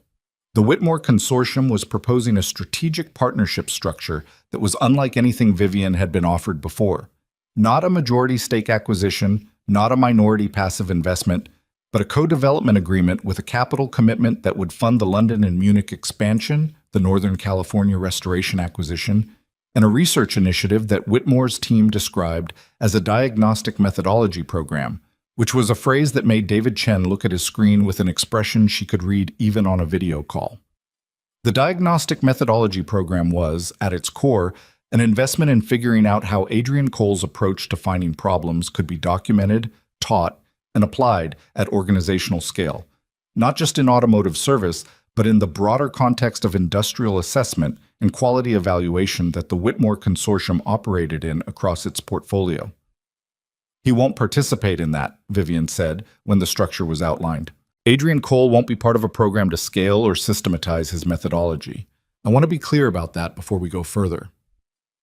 Whitmore's counsel, a careful man named Hartman, said, "We're aware of that. Mr. Whitmore anticipated it. The program would be research-based, studying documented cases, developing frameworks from existing examples. It doesn't require Mr. Cole's participation. It requires access to cases like the one you experienced." "Cases Sterling has encountered," she said. "Cases Sterling has encountered, yes. You have 18 years of specialist diagnostic work. The institutional knowledge in that history is significant." She looked at David, who was writing something.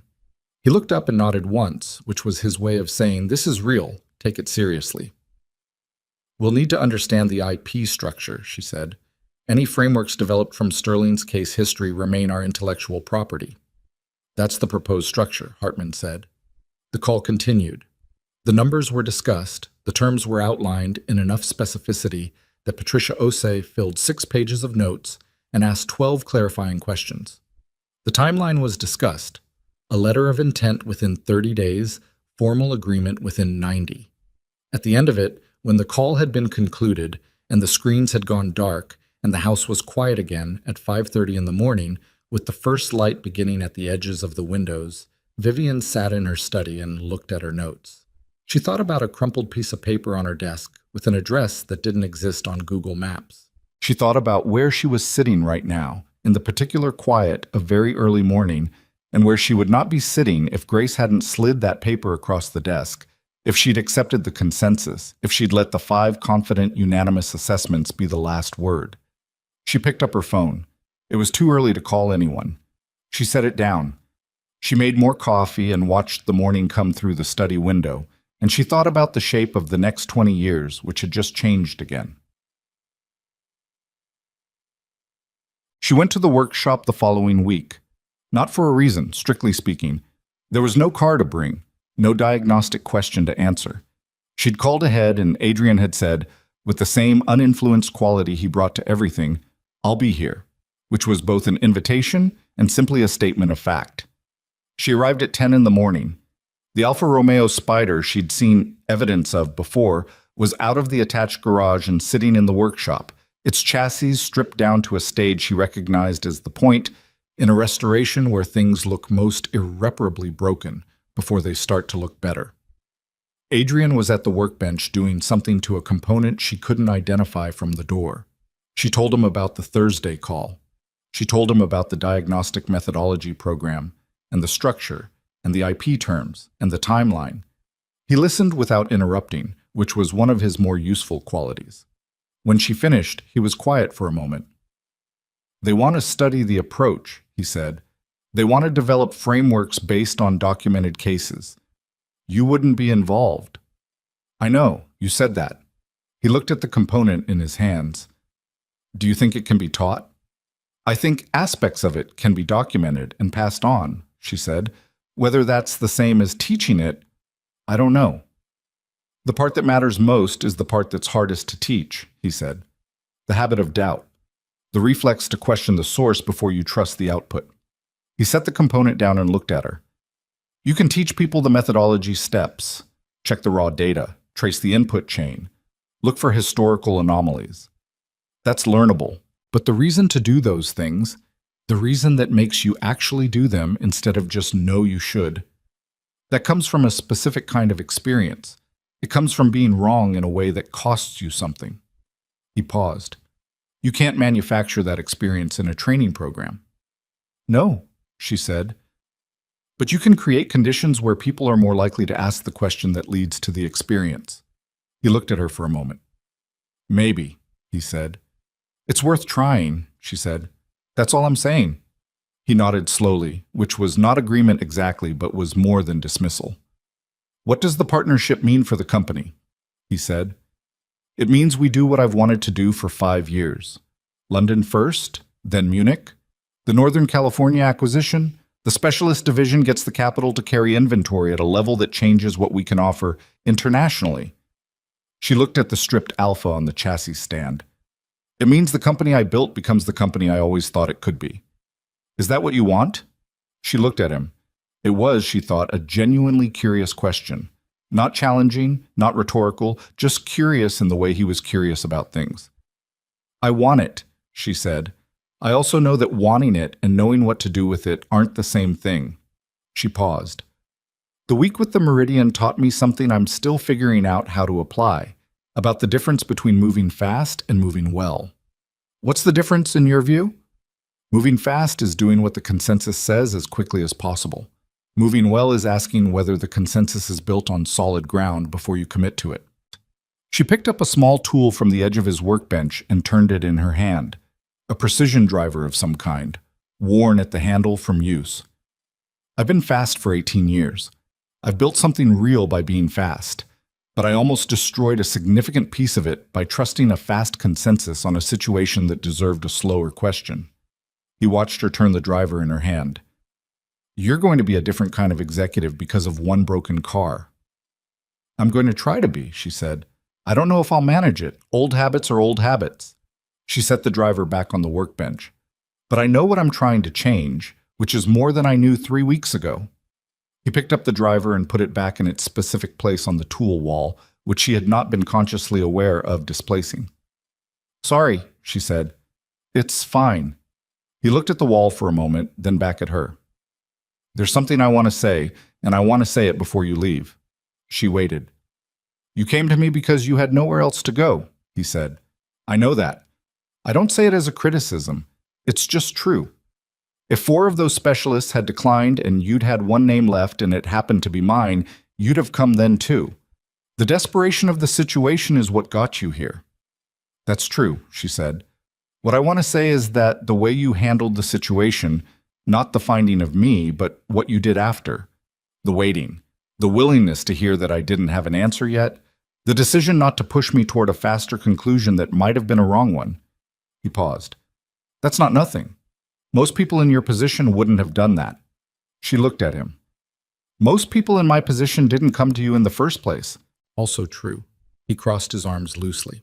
I'm saying that the quality of thinking that got you through this week is the same quality of thinking that built what you built.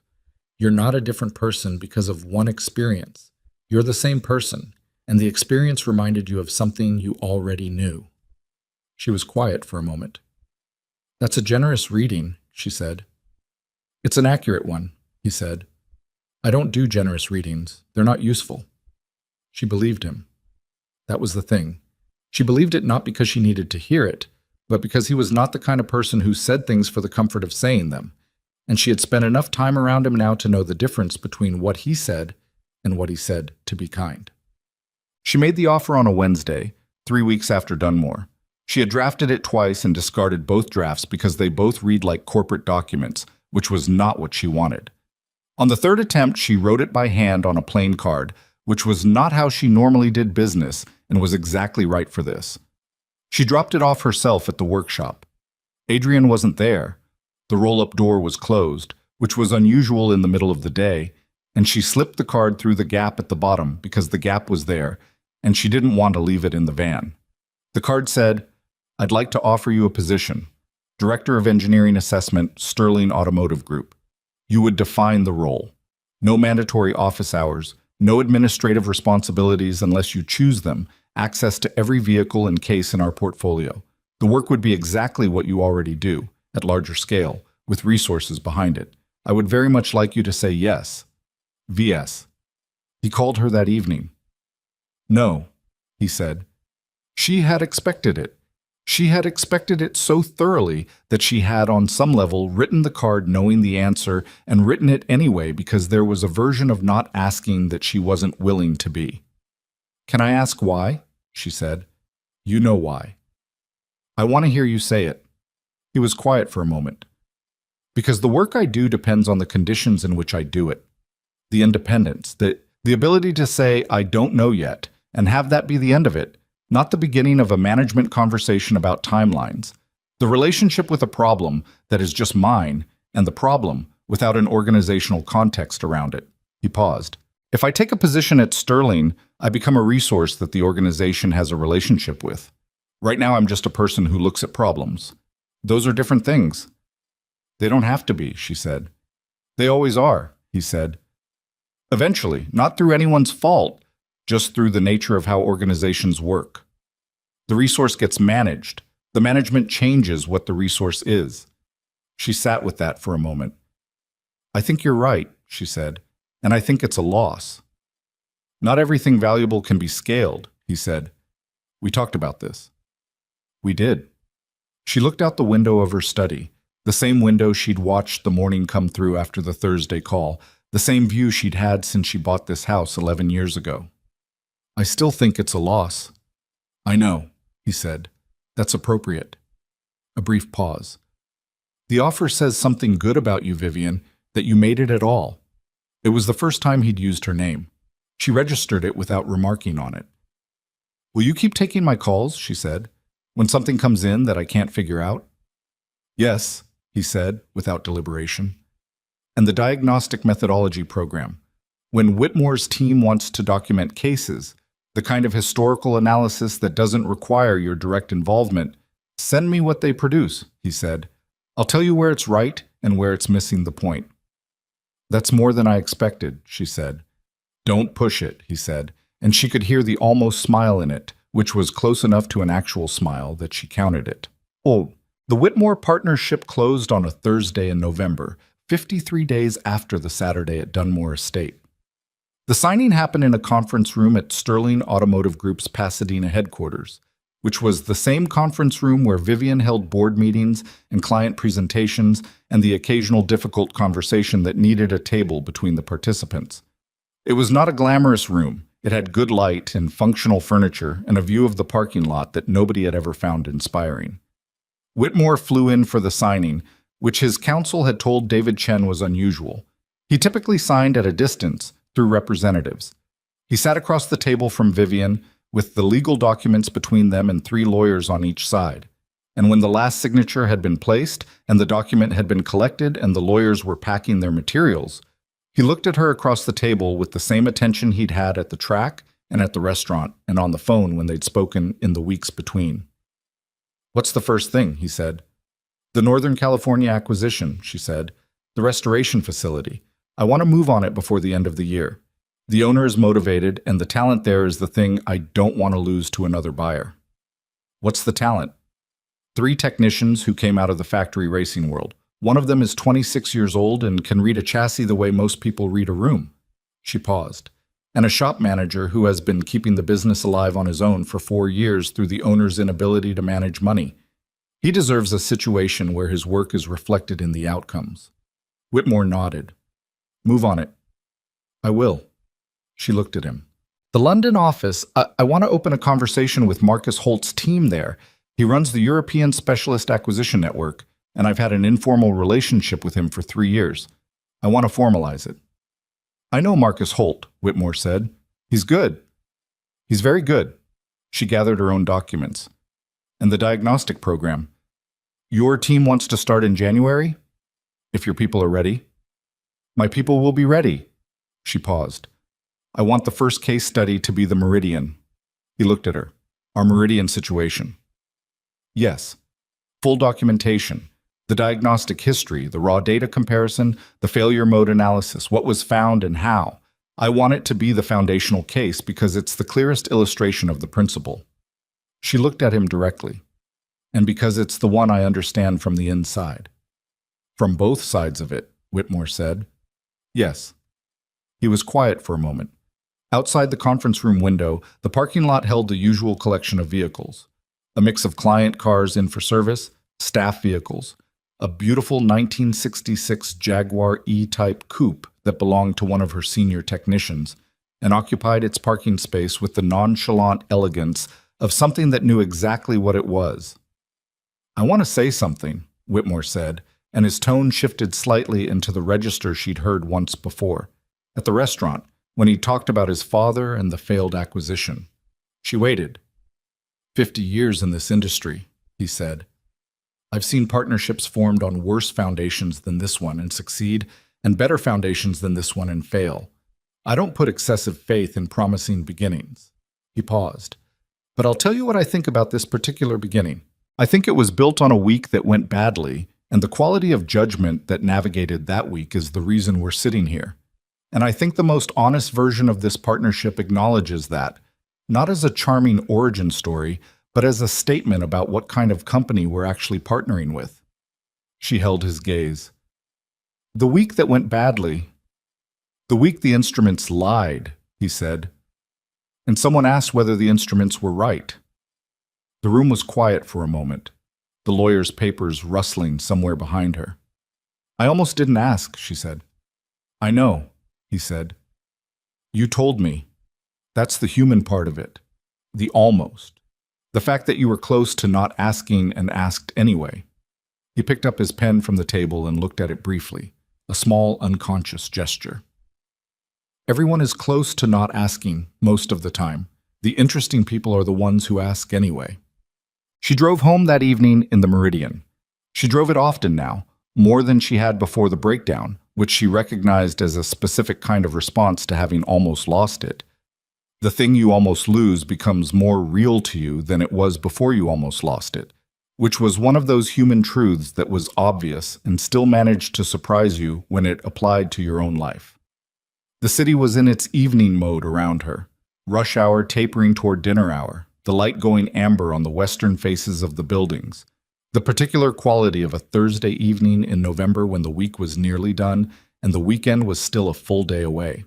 She thought about Adrian in the workshop with the Alpha, which was, the last time she'd visited, beginning to look like something again rather than an excavation. She thought about the note card she'd put through the gap in the roll-up door, and the phone call that evening, and the word no that she had expected and received and respected. She thought about what he'd said. Not everything valuable can be scaled. And the other thing, the one she'd turned over several times since, you're not a different person because of one experience. You're the same person, and the experience reminded you of something you already knew. She had been thinking about that second one more than the first. She was not, she thought, a fundamentally changed woman. She was the same woman who had built the same company over 18 years, using the same judgment that had driven every significant decision along the way. The week with the Meridian had not transplanted a new quality into her. It had located one that was already there and made it visible to her in a way it hadn't been before. The habit of doubt, The refusal to trust the summary without checking the source. The willingness to say, "I don't know yet," and mean it instead of reaching for the nearest confident conclusion. She had done those things, imperfectly, under pressure, at the last possible moment. She had not done them gracefully. She had done them the way you do things when the alternative is worse, which was not the same as wisdom, but was adjacent to it. Adjacent was where most real learning happened, not in the clean instructional space of knowing a thing, but in the messy actual space of applying it badly, and then a little better, and then eventually, well enough. She would fail at it again. She knew that with the same certainty, she knew everything that was true about her own character. There would be another situation, another consensus, another unanimously confident wrong answer from qualified people, and she would very possibly take it at face value, because the momentum of the situation would be heading in that direction, and it is genuinely hard to stand against that momentum when you're tired and under pressure, and the people giving you the wrong answer have credentials and track records, and the look of people who know what they're talking about. She would probably fail at it again, and she would probably catch it eventually the way she'd caught it this time. Not in the first hour or the first day, but before the end, because the unease of accepting a wrong answer was something she now had a name for, and named things were more catchable than unnamed ones. That was enough. Not perfect. Enough. She had long ago made her peace with the gap between those two conditions. Plus, the Meridian knew none of this, which was fitting. It moved through the evening traffic with the same authority it had always had and would always have, indifferent to the significance the week had placed on it, indifferent to the diagnostic reports and the specialist opinions, and the Monday morning it had sat in the motor court with its hazard lights blinking like an accusation. It was a machine built to do one thing with complete commitment, and it did it, and the question of what the people inside it were thinking about was genuinely not its concern. She stopped at a red light on Sunset, 2 cars back, and sat there with the engine idling and the heater on, and the city moving around the car in its ordinary evening way. On the sidewalk to her right, a man was walking a large dog that had decided the fire hydrant at the corner was the most interesting thing it had encountered all week. On her left, a restaurant was producing a smell through its ventilation that made her realize she hadn't eaten since noon. The light changed. She drove. She thought about something Adrian had said on the first evening he'd called her, the late-night call after he'd read the ownership documentation. She'd asked him how he'd gotten into this work, into the specific discipline of looking for things that other people's instruments had missed. And he'd told her about his father, the electrician, the patience of a man approaching a problem that wasn't working yet. The refusal to assume, he'd said. That's what I absorbed. She thought about what it meant to absorb something. Not to learn it, not to be taught it, to absorb it, the way you absorb the habits of the people you spend time near, the way the texture of a careful mind leaves a residue on the people it encounters. Adrian's father had not sat him down and explained diagnostic methodology. He had simply been someone who approached broken things with patience and refused to assume, and the child watching him had absorbed it without either of them knowing it was happening. She wondered what she was absorbing. She wondered what her people absorbed from being around her, in the meetings and the decisions, and the hard weeks and the ones that weren't hard.